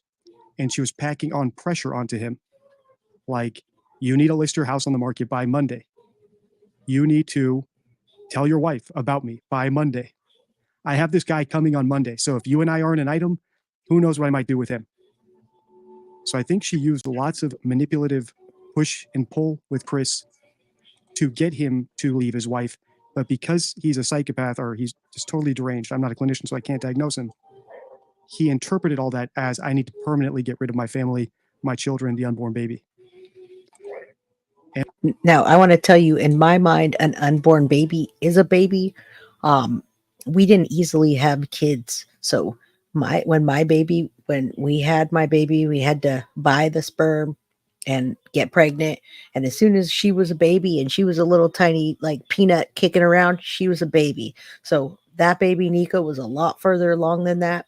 So I think of a baby in the womb that's a baby ready to come as a baby. So I say 3 kids. And like I've said since the beginning, I don't think Nicole anticipated what Chris would do, but I do think that she applied a lot of pressure to him to make a decision. And I think that she uses very manipulative tactics to push people around, to con people, like we've seen her do with Kobach throughout this interview, where she danced around the phone, what other apps they used, where she danced around what they spoke about at the Lazy Dog, and plenty of other examples I've given so far in this series. And it's her proclivity for manipulation that we'll get into in this video that I think makes people like her potentially more dangerous than murderers like Chris Watts. And that might sound crazy right now, but once I explain it, I think we'll all be in agreement. So let's keep listening. Yeah, it's in a text, and it was like briefly after I walked in the door. So based off how long it takes me to get home from work and when I clocked out, it's probably about 3:45 p.m. Texts me and tells me that, and like, he knows when I get off of work too, so he doesn't always bug me if I'm busy. So I don't know what's up with that, but that's when he sends that to me. And so you're saying that he would have known that you would have had your phone available to you and not been at work when he sent you that text message. Yes, that's what I'm trying to say. So looking back at it, you think it was purposefully sent at that time? Pay attention how detectives help her out quite a bit. Now, maybe I've watched a lot more interviews than you have, but there's 4 more in this series aside from this, and they try to help her as much as they can. They fill in the blanks, and I don't know why. I don't know if they're just trying to make sure she completely wasn't planning it with him, and that's fine. He confessed. I'm not sure what it is. I wouldn't be helping this woman out. Sure. I'm just asking your feeling on that. Yes, and then he said, "Call me when you can." And there was no other communication between you and him that morning on Monday morning. Well, there was, but it was like random, like, but nothing about this event. No. About like my wife's missing, or anything. Nothing. Okay. Nothing. And you knew he wasn't coming to the office because he had told you that Sunday night. Yeah, and then he goes, and so like they're only in the office for the morning. Like some days it's longer than others, but I would say by a maximum of 7:30 every single morning they're all gone, and they don't come back unless they have like a meeting or something that they have to attend. So like not seeing him for the rest of the day is not like an unnormal thing. Okay. Like, but like I'm saying, like we don't really. The only reason we interact was kind of like by an off chance thing. Like I don't work with him. Mm-hmm. So he yeah, we talked like randomly throughout the day, but it was really sporadic, and he seemed pretty busy, so we didn't talk too much. Like I said, didn't put too much thought into it. It happens all the time. Waited till about 3:45, then sent that text to me. And yes, he does know that I will be home at that point, or getting home. Did you give Mark Jim's information? No, I would really not like to involve him in this. He does not know about this. He was not like, he doesn't know any of this is occurring. Okay. Like I was. So he knows certainly through the media that something's occurred. Yeah, he's with like Chris. out of town. He's probably has no idea. He doesn't know who Chris is. Like he's not. I do not know. So he's just a friend of. Keep in mind, she is smart. She's. I read in the beginning she was a geologist or something like that, but she's a lot smarter than Chris was. Chris, when you listen to him talk, he always says, like he's not very smart. He doesn't have high intelligence. If you watch anything he says, she's very manipulative and very smart. She's a lot smarter than I think people give her credit for. Years. Yes. He that was coming to your apartment and doesn't know anything about Chris. Does he know anything about Chris? Okay. Nothing. Absolutely And not. we've known Jim for years and years. It is interesting, the timing. of Jim's appearance the same day that Chris kills his family. I wonder, like I said, I know very little about this case outside of what I've seen in this interview so far. We know.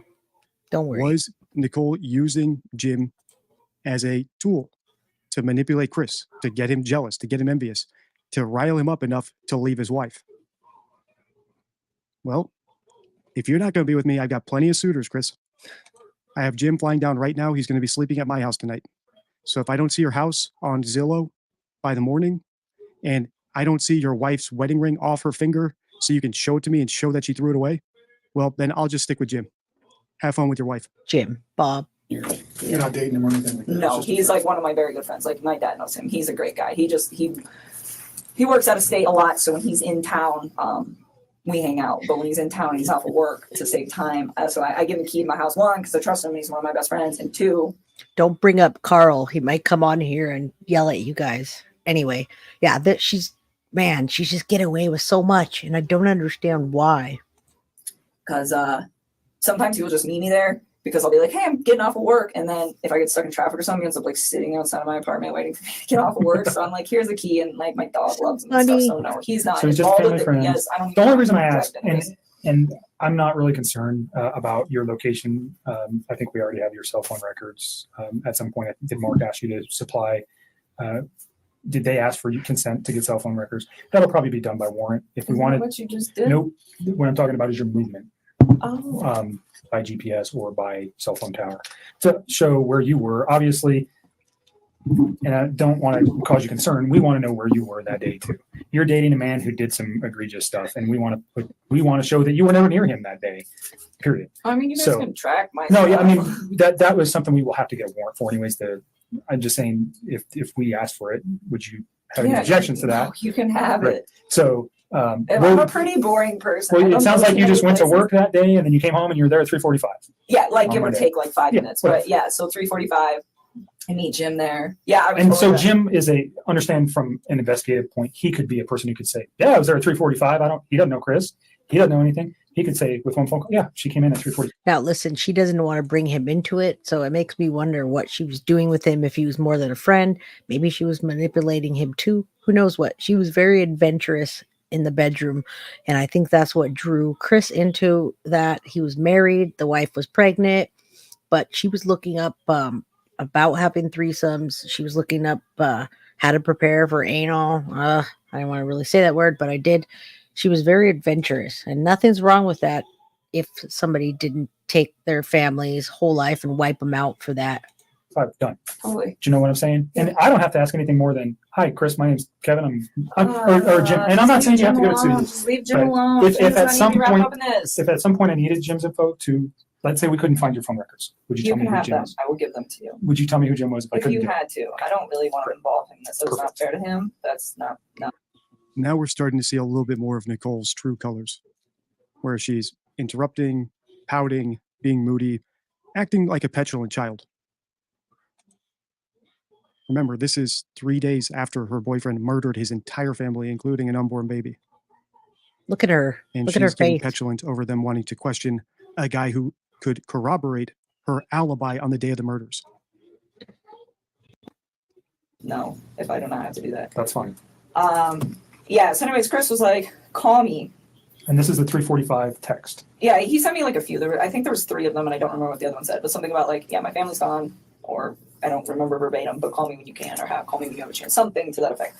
And so when he told me call me, I was like kind of alerted, where I was like, okay, what's going on, you know? But first when he told me like his family was like not home, that didn't really seem odd to me that his family wasn't home. It was really vague. I'm like, okay, like, are they at the grocery store? Like, elaborate. And so, you know, and then, but he says, call me like it's like an emergency, but then just says, they're not there. Not only does the detective lead, but they're laughing with her, they're giggling, they're very like calm with her, and it's not a good idea. Yeah, she studies rocks. She's a geologist, so she is very smart. I'll give her that. The way she talks, she's calculating. When you hear Chris Watts talk in any of the interviews, it's awful. Maybe we can listen to that after if you guys are still here. And so I'm like really like floored by that. Well, not like floored, but just kind of like, he says, call me. So I'm concerned. And then he's really vague. So I'm like, Maybe he just wants to talk to me. I don't know. I think it took me a little while to like really. If you're watching this, you can see the patronizing things she does. So where Chris says, call me, if he gives her an order and instruction, she gets very patronizing.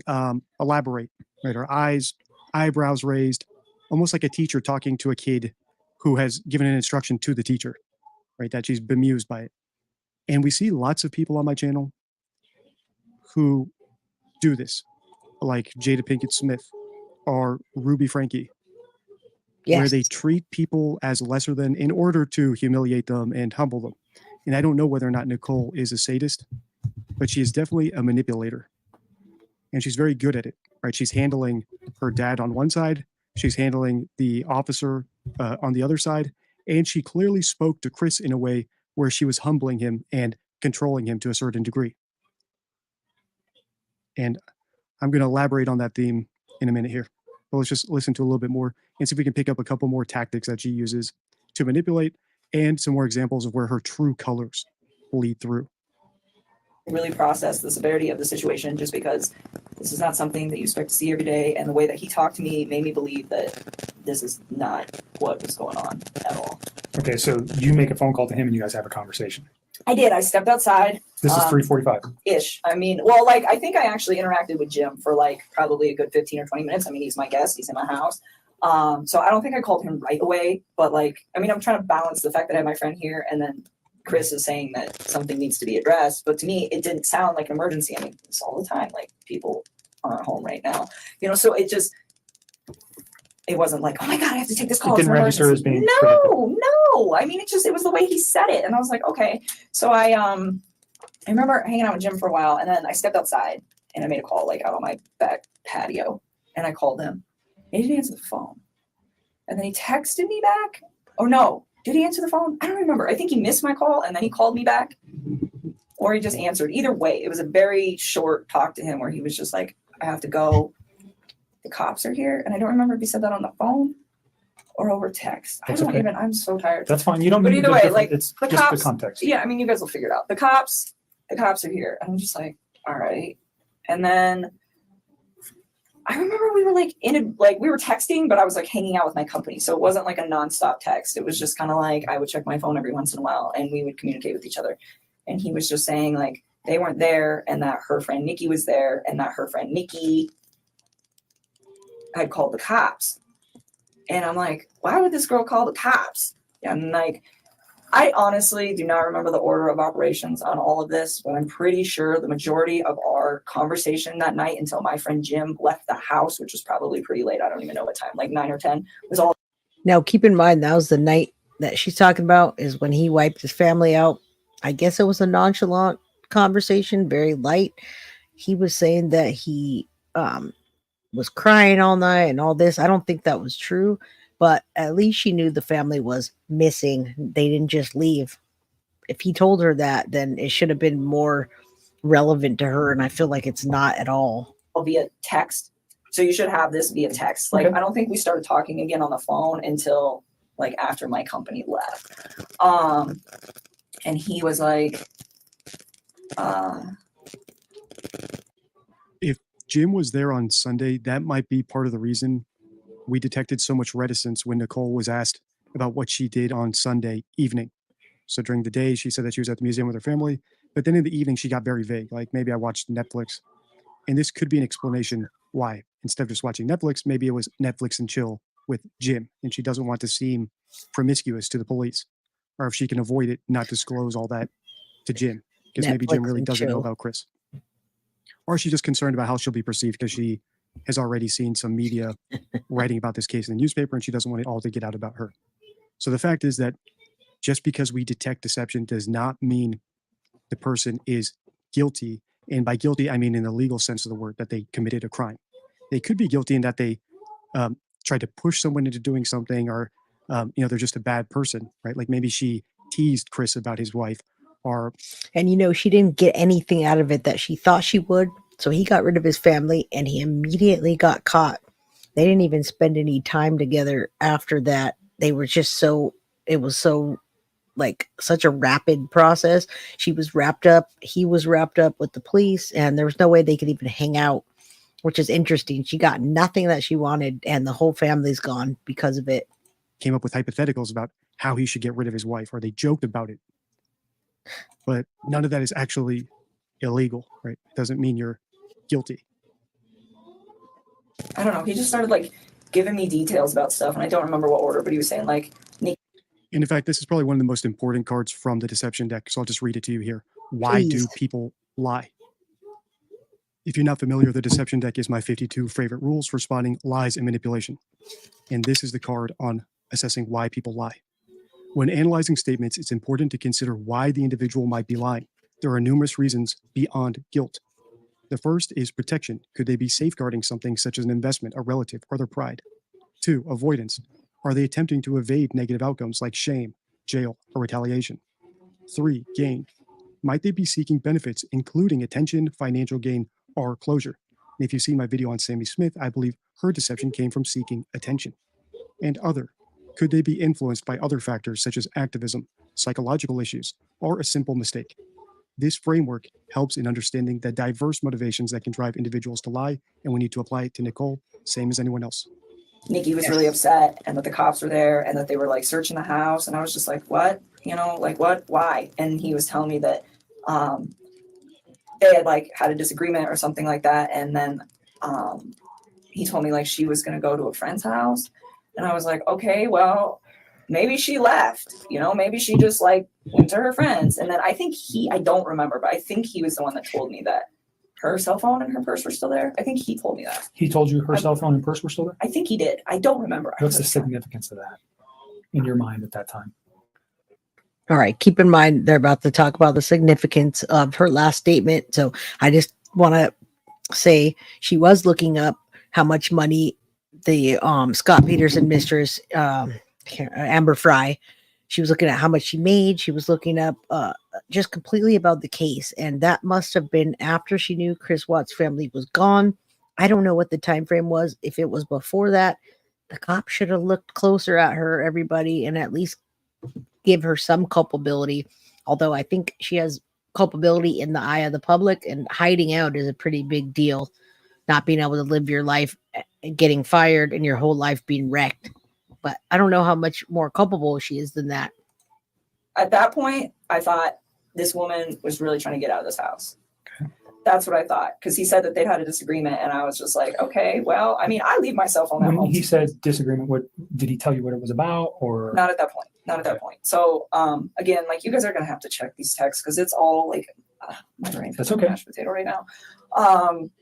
But I remember him saying that, and I'm just thinking, like, well, maybe she was in a rush, you know, like maybe she was just like, I'm going to my friends. I'm leaving my cell phone here because I don't want you calling me. I don't want anyone else calling me. I mean, there are days where, like, when I'm outside of work, I will just shut my phone off. I just do it, and it's like my way of getting peace. So to me, that, I mean, like, it was weird that it wasn't even that weird to me that she left her phone just because I leave my phone, but it was weird to me that she left her purse. But knowing the fact that that girl was like always on her phone, then yeah, I guess it is kind of well, she lived on her phone, I think, yeah. pretty much is my understanding of her and a phone. So I don't know if you knew that I did until prior to the media stuff, or just from Chris. I did. So did that strike you as odd? But you're thinking maybe she just left. I just thought she needed to like get away from the situation. I mean, that didn't seem that awkward to me that a couple that is going through separation would be like, I need to leave. I just need some space. Like, it didn't even like process. I was like, okay, like, give her some space, you know? And on that. That's a good calling her out. She doesn't say Shanann's name. And if she does, I don't even know if she says it right. A lot of people call her Shanann. So it's interesting that she doesn't say that. She doesn't talk about the kids much. There's a lot of interviews, but there's a couple times that she does say, oh, those poor little girls, but she never names them at all. And I can't imagine that Chris didn't say their names ever. It's so weird how she distances from them. I think she does feel some kind of guilt. She's got to. No, too. When he was in, we're going to jump back for just a second. Okay. I had a thought. So when he was coming back from North Carolina, that was when he officially told me we're going to get a divorce and we're going to put the house up for sale. Like, he told me they were separating, and they were like. So have you seen I think my first part of the series, or the second, I said that I believe Nicole gave Chris the ultimatum about putting his house for sale and leaving his wife while he was in North Carolina. That's why he came back, and all this stuff happened very quickly afterwards. And I think this is a great confirmation of that. gonna put the house up for sale, but they hadn't done it yet. And then when he got back from North Carolina, that was when he was like, it was like a sealed deal. Okay. And the reason that is of significance is because at some point over the weekend, I don't remember when, he told me that they were putting the house up. I don't know if it was they were putting it up on Monday, like the day they went missing, or if it was that they were calling the realtor to verify some stuff so they could put it up that week. Like I don't quite remember. I just remember like the house was supposed to be like on the market like that week. And I think that Nichol added to that pressure. I believe Chris was put on a timeline by Nichol, given an ultimatum. And because he's a coward, rather than confronting his wife or divorcing her or leaving her like an average normal human would do, because he is deranged, and I believe this is a sign of psychopathy. I personally think he's a psychopath, even though I can't diagnose him. I'm not a clinician. He decided the easier route was simply to execute his family. That way he doesn't need to worry about the third kid being born. He doesn't need to pay alimony. He doesn't need to pay child support. And he can just tell Nichol, yeah, she ran away with the kids. We can start our life together now. There's no loose ends to tie up that way. And that's typically how psychopaths think about people. They think. Unfortunately, it didn't even get that far. And Anna, this is the Chris Watts case. It's Nichol Kessinger is his mistress, and she's talking about what happened the day that Chris wiped his whole family out. So they have her in an interview about Chris Watts. Think of them as you're either helpful or you're disposable. And this is actually a good segue. So what is the most important takeaway from this video? Why do I think that a run-of-the-mill manipulator is more dangerous than a murderous psychopath like Chris? And it boils down to your likelihood of encountering one in real life. Someone like Chris is very rare. It's very unlikely to encounter him, even if his impact is severe, right? If you encounter him and you're the wrong person, he'll murder you. But I think that people like Nichol are much more dangerous because A, they're more common. Manipulators are a dime a dozen, so you're more likely to encounter them. And the impact they have, while not life and death, right, while not severe, can still be significant. For example, if Chris hadn't murdered his family and simply just divorced Shanann, Nichol would have wrecked their home, right? That's not necessarily illegal, but it would have had a severe impact on their life. Absolutely. And that's the other thing that makes the people in this likely significant category so dangerous and so concerning, and why so many of my videos are about people who fall into this segment of my risk matrix, because what they do falls below the radar of the police very often. So they're able to get lots of reps in and get really good at what they do. Whereas someone like Chris snaps once and it's so severe, it's immediately on the police's radar and he gets locked up for life. Someone like Nichol or a false accuser like Amber Heard, or a nonviolent sadist like Jada Pinkett Smith, or a low-level grifter like Liver King, they can all get away with it for a long time because they don't get locked up, right? It's not necessarily on the radar of the authorities. Let's keep watching. No. Company? You got the company name? No, he never gave me that. He like gave me her name, and it was the same name twice. He gave it to me once when he was in North Carolina, and then once the other time. Because I remember asking, I was like, "Who's that?" Because he's like, "I'm gonna have to have her call so and so today and make sure everything's still good to go." And I was like, "Who's that?" He's like, "The realtor." It's like, "Oh." So look at her face. She's like, duh. She acts like she doesn't know a lot, but she does.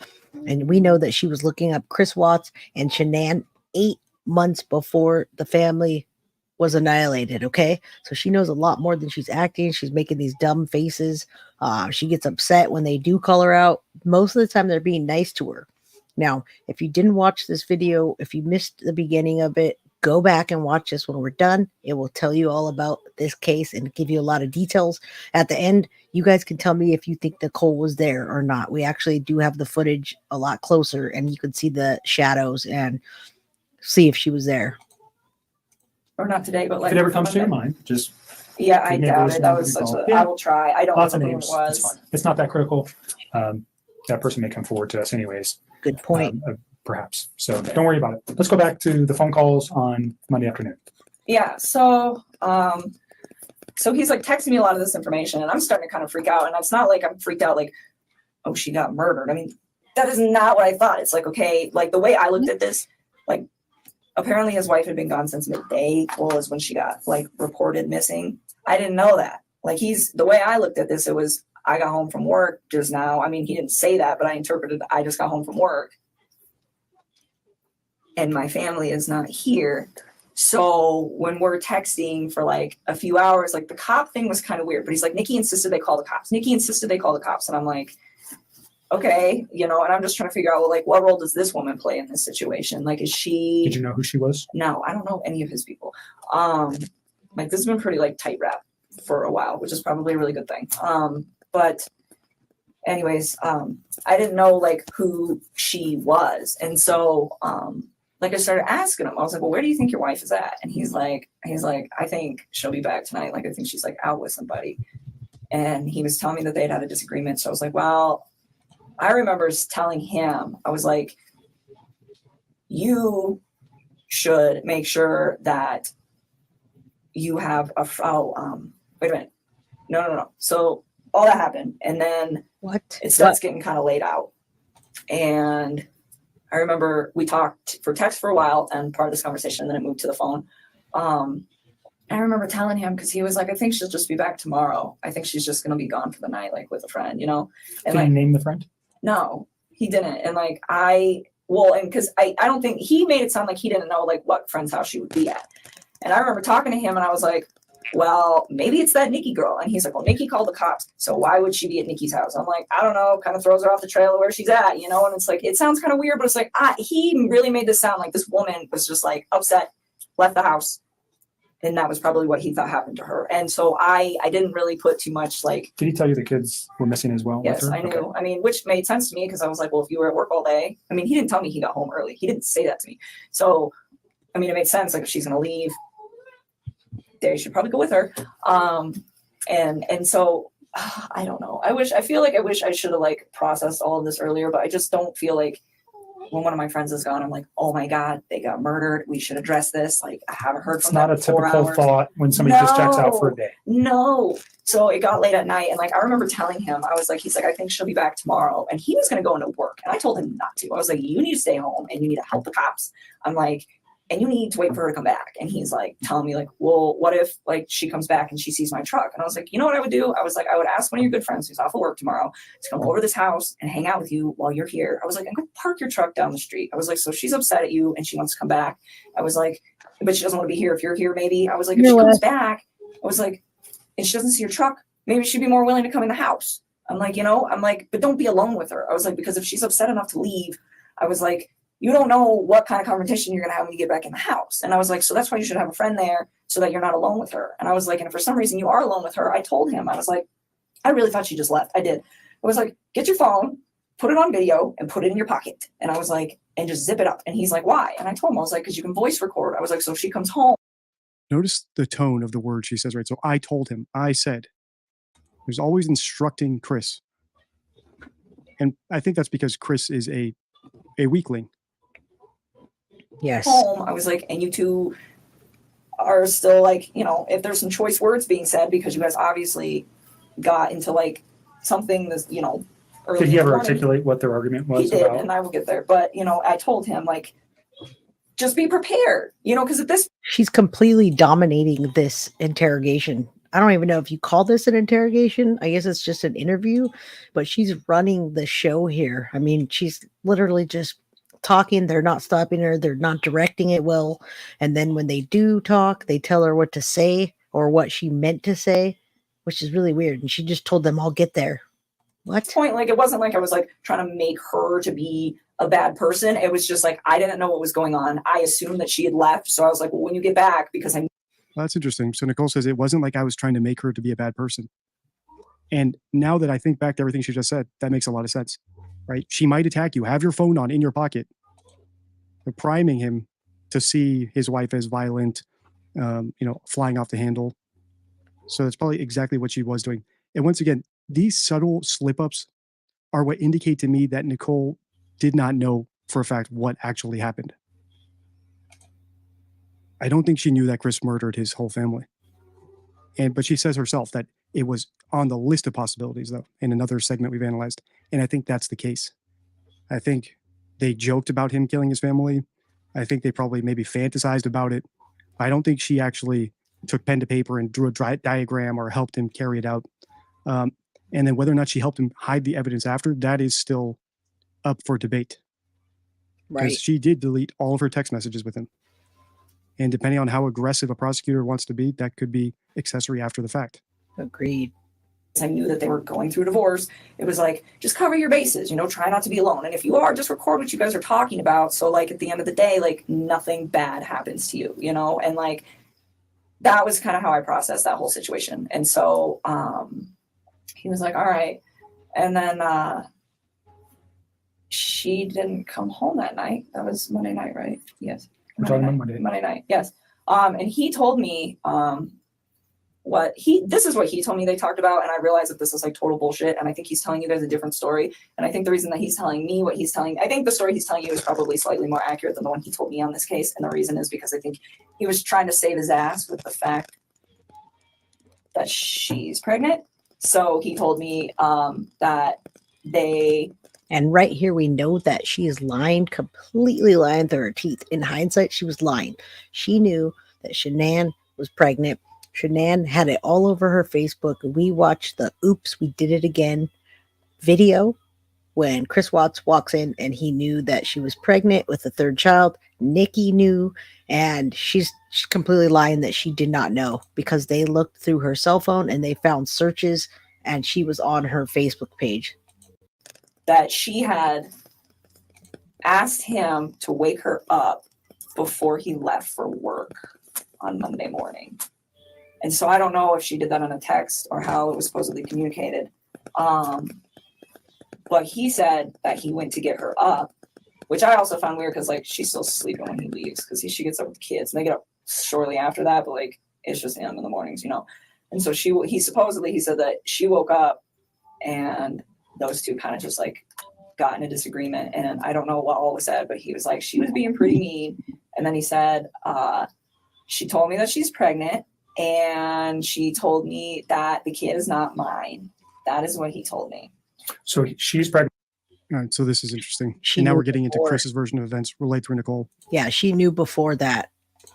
So we're coming up on an hour, so let's do this. If you want me to continue this series, let's get this video to 50,000 views. Please make sure to thumbs it up so YouTube actually shows it to new people. On your screen now is my video about Trevor Bauer, an MLB star whose life was ruined by a false accuser manipulator. It's one of my least watched videos, but personally, I think it's one of my best and one of the scariest and saddest. So please give it a watch. Until next time, stay true. All right.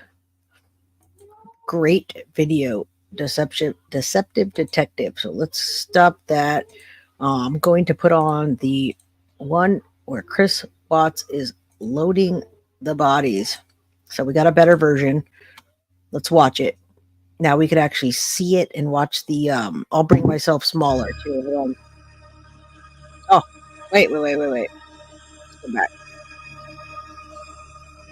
Oh, it says sharpened, but it's very grainy. Hold on. Right there.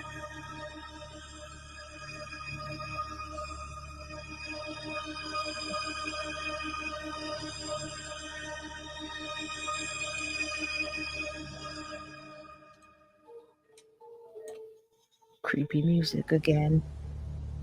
All right, it's going back and forth and loading the bodies. You can see the shadow underneath. We don't know if the kids were alive then. I think they were.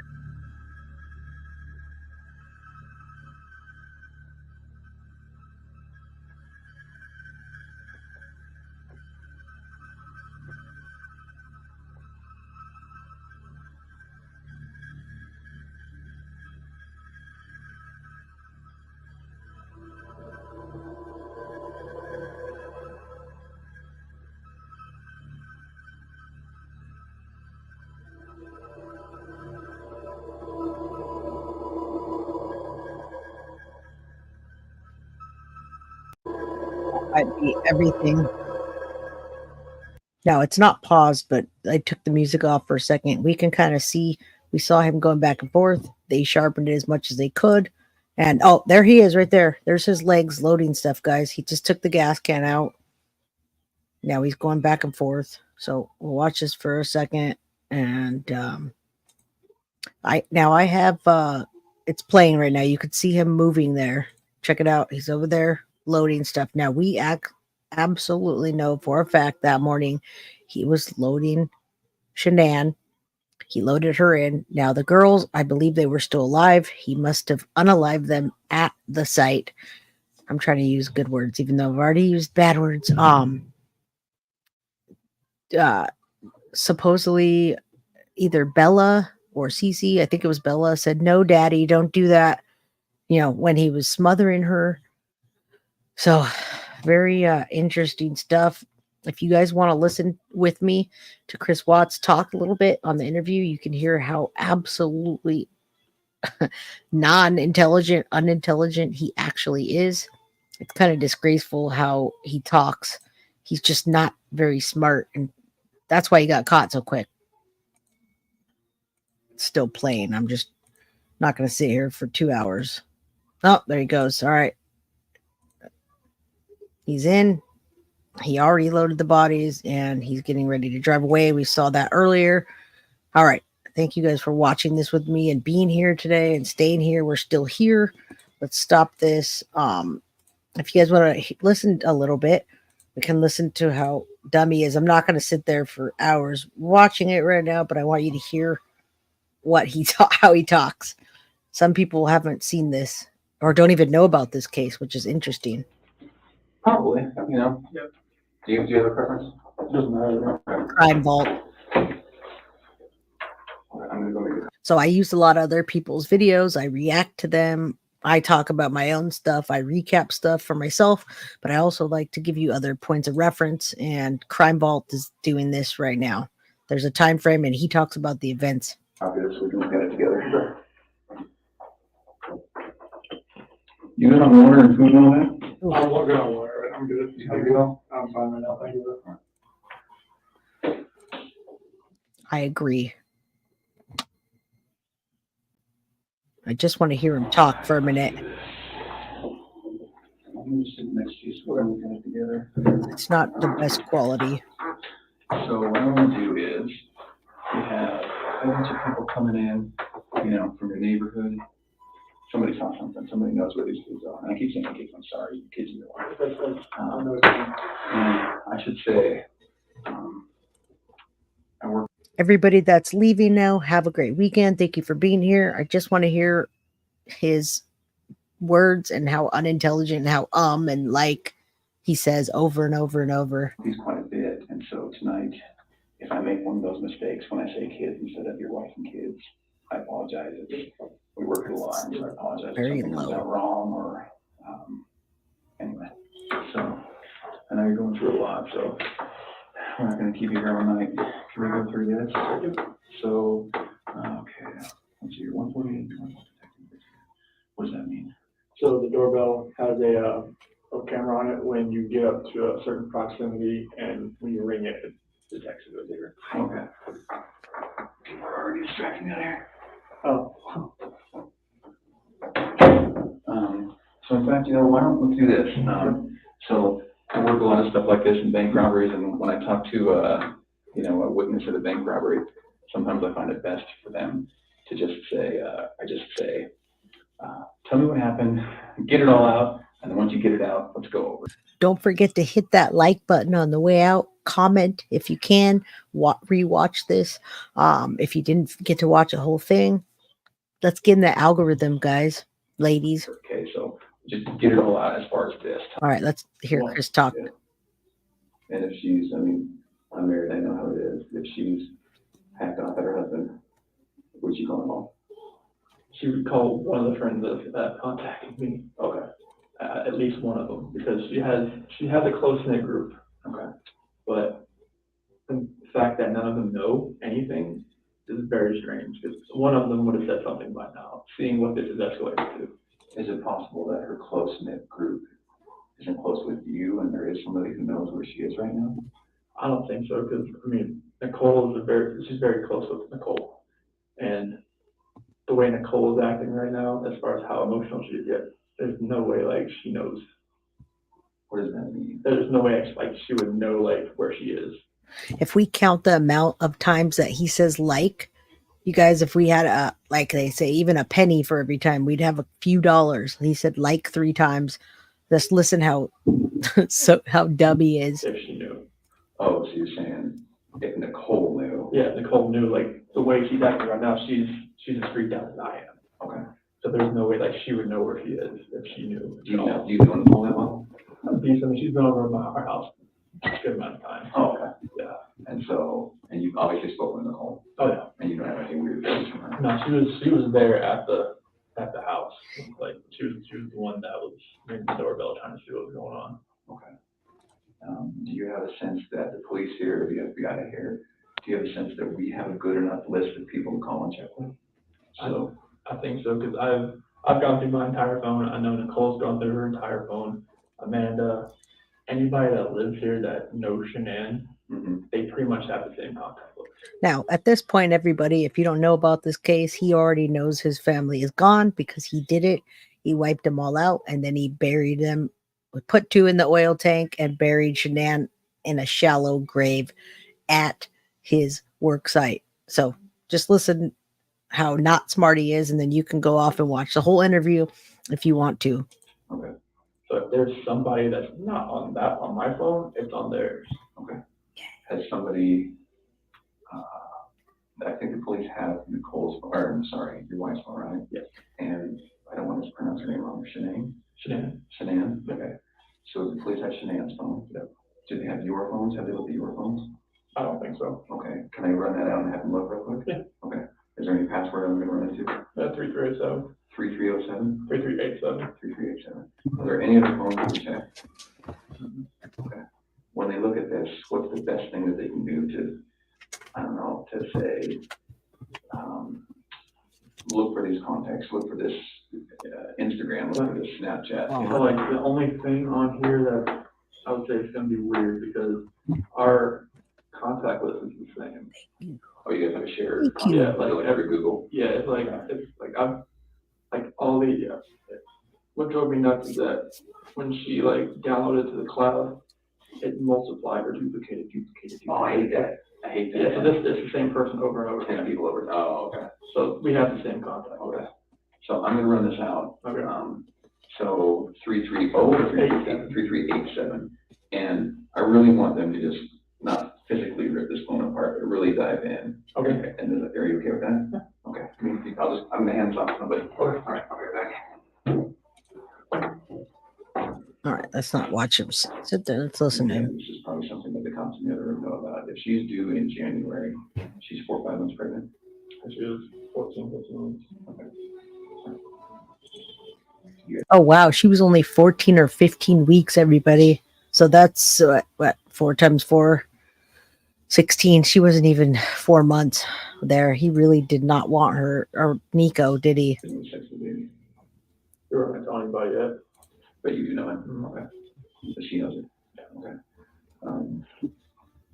So let's finish this, and then we'll get into more of this. So how else can we track her? Does she have another phone that you know? That's the only phone I've ever seen her use. Okay, what's your phone number? 910 850 3286. Okay. So, strap on your CSI hat. You can imagine the FBI has some pretty cool tricks and toys and everything. Is there anything you can think of that we should be doing it? Honestly, everything that I saw there was like, it threw me on a whirlwind. I didn't think all that was going to happen. So that everything that happened today, I thought you guys were like spot on. Okay. Is there anything that a friend is? He's complimenting the police and telling them they're spot on. So we know in this interview, at some point, he's going to confess. Oh, has the FBI done this? Well, you probably didn't know the FBI was involved. I love when the lady comes in. She really brings down his walls. Oh, an hour ago. Yeah. And they'll sit in their little couches and they'll watch a cartoon until about 7 o'clock. And then between 6:30 and 7, we're giving them the medicine and any medicine they need at that point in time, if one of them has fever or whatever else. And then brush their teeth upstairs. Cece gets an overnight diaper, Bella doesn't. And read them a book. Cece usually wants the tiger book. And I read that to her. We growl at the last part. Turn the rain machines on. Is that what you said? Choose your tiger? Yes. Does that come by? Yes. Okay. Thank you. And turn the rain machines on. Give them both a kiss goodnight. Cece wants me to put her to bed. Bella wants Shanann to put her to bed. And close the door. And night night. Okay. All right.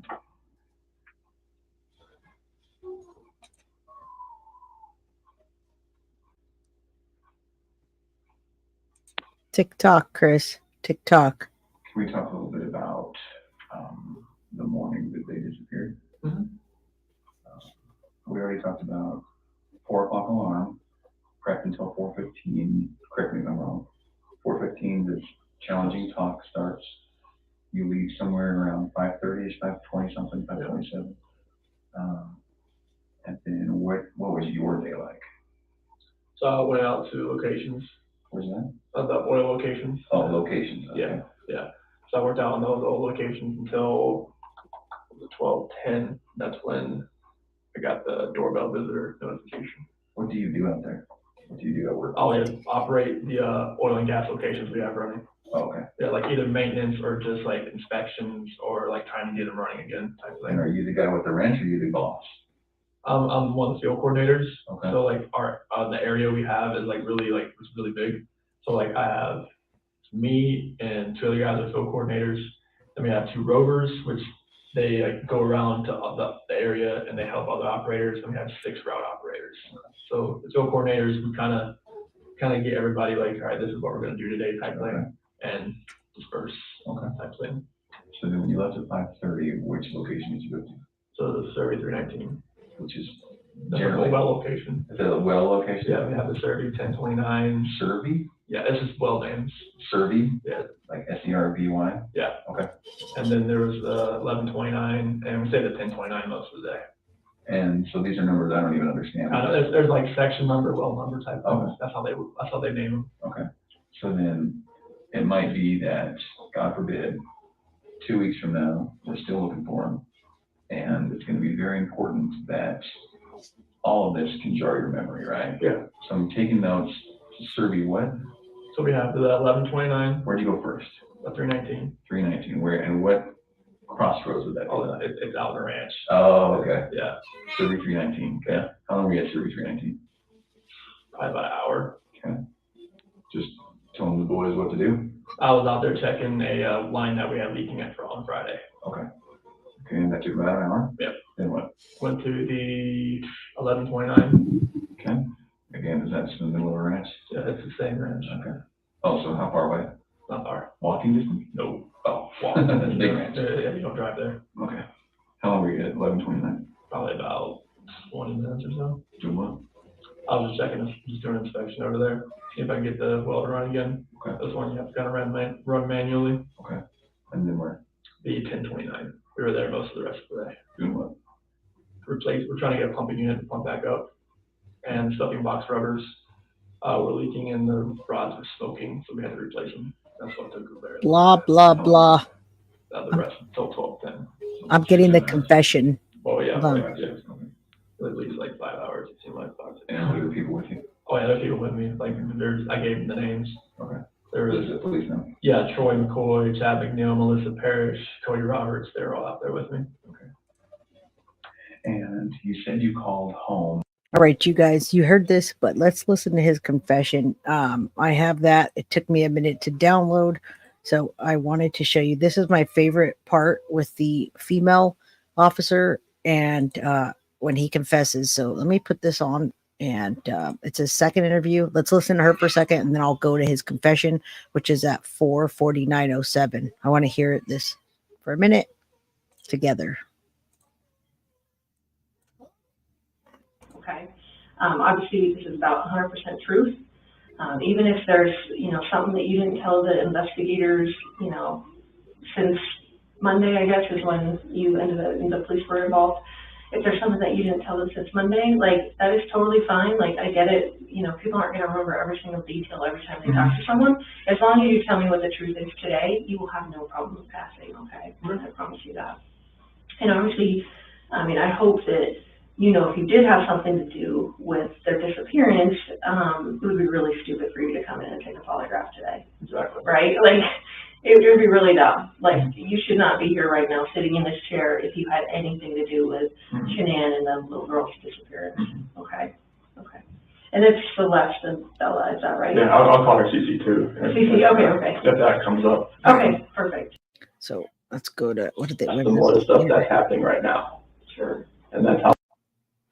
Was there anything like postpartum or Yeah, I can't change a background. I'm gonna get a new machine where you can change backgrounds and things while we're playing, but right now I can't. So let's see if we can find this real quick. No. That would be their son? No. No? Didn't see anything like that. Good. Did she breastfeed? Yes. Call us for the day. Did they tell you physically ill? You know, you were coming. Hold on real quick. All right, right here. So they've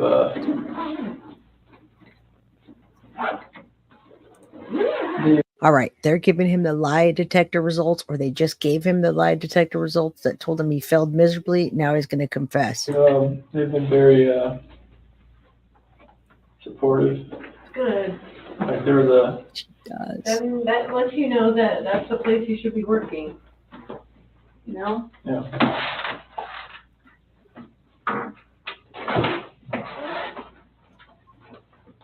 I think someone talked to Luke and he was like, you know what, family first, whatever. So that makes you feel good, you know, that there's bosses out there that are like that. Yeah.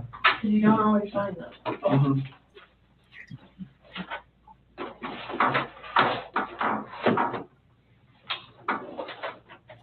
I'm gonna run this stuff out real quick.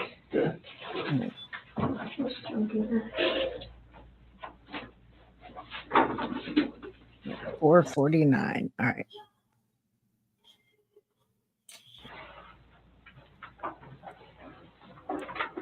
All right, this is where he tells his dad.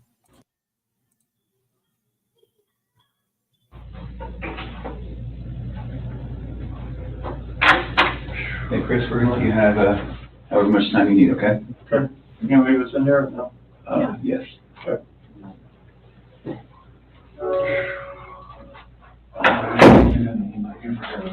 I know. Yes. Tell us how long thing or? And it's polygraph.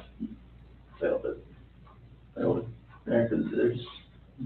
He just told his dad that he took a polygraph and he failed it. So if you can't hear him, I'm sorry. This is not my sound or video. It's my sound, but I can't take it out of the back. He told his dad he failed the polygraph and he's going to confess to him. His first confession, he tells his dad that Shanann did that to the girls, that she asphyxiated him, and that then he did that to her. Too much emotions. So I mean, they're not gonna let me go.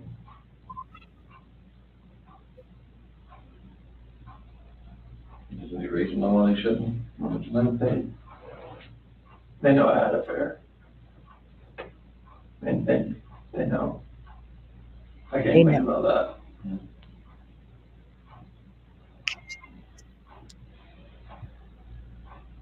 They know you had an affair. Anything else you want to tell me? What's going on, or what happened, or anything? Or you know anything about? When we had that conversation that morning, it was emotional. It was told her about separation and everything like that. Mm-hmm. He had an emotional conversation with Shanann and he told her about separation and all that is what he said.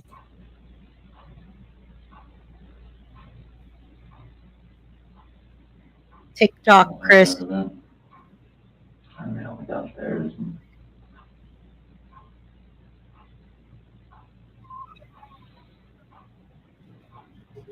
I want to protect her. What? I want to protect her. You don't want to protect her? I don't know what else to say. What happened? Huh? She hurt him? Yeah. And then what now? I got her. You hurt her. Did they leave after that or what? So she started hurting kids. They were.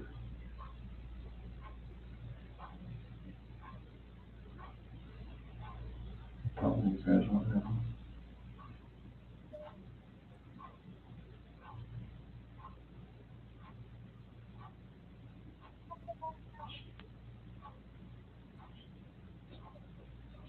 The one, you smell it. Or choking. I didn't hear anything. When I was downstairs, I came back up and they were gone.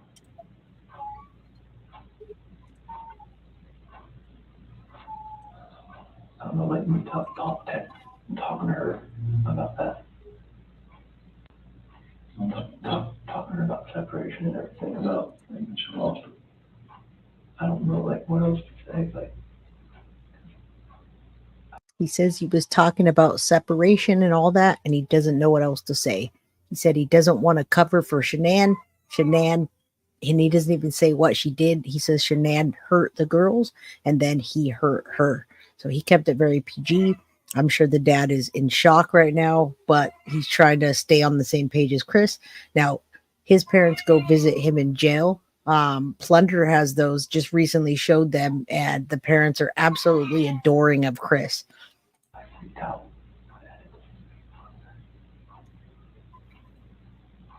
Those are my kids.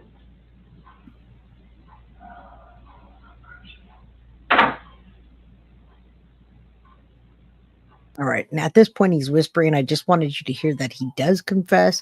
And that's what makes Nichol Kessinger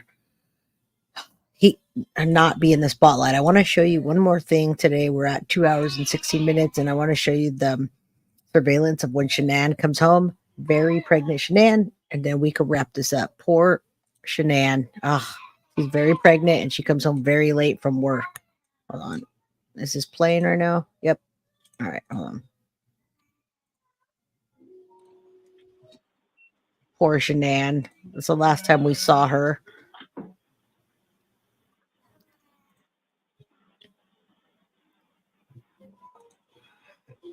I want to say, because this case has so much video, that's why it got so big so fast. This is the last time we saw her. All right, I'll leave her up. She's coming in. My dog is having an absolute fit right now. There's Shanann. Last moments. We did quite a bit.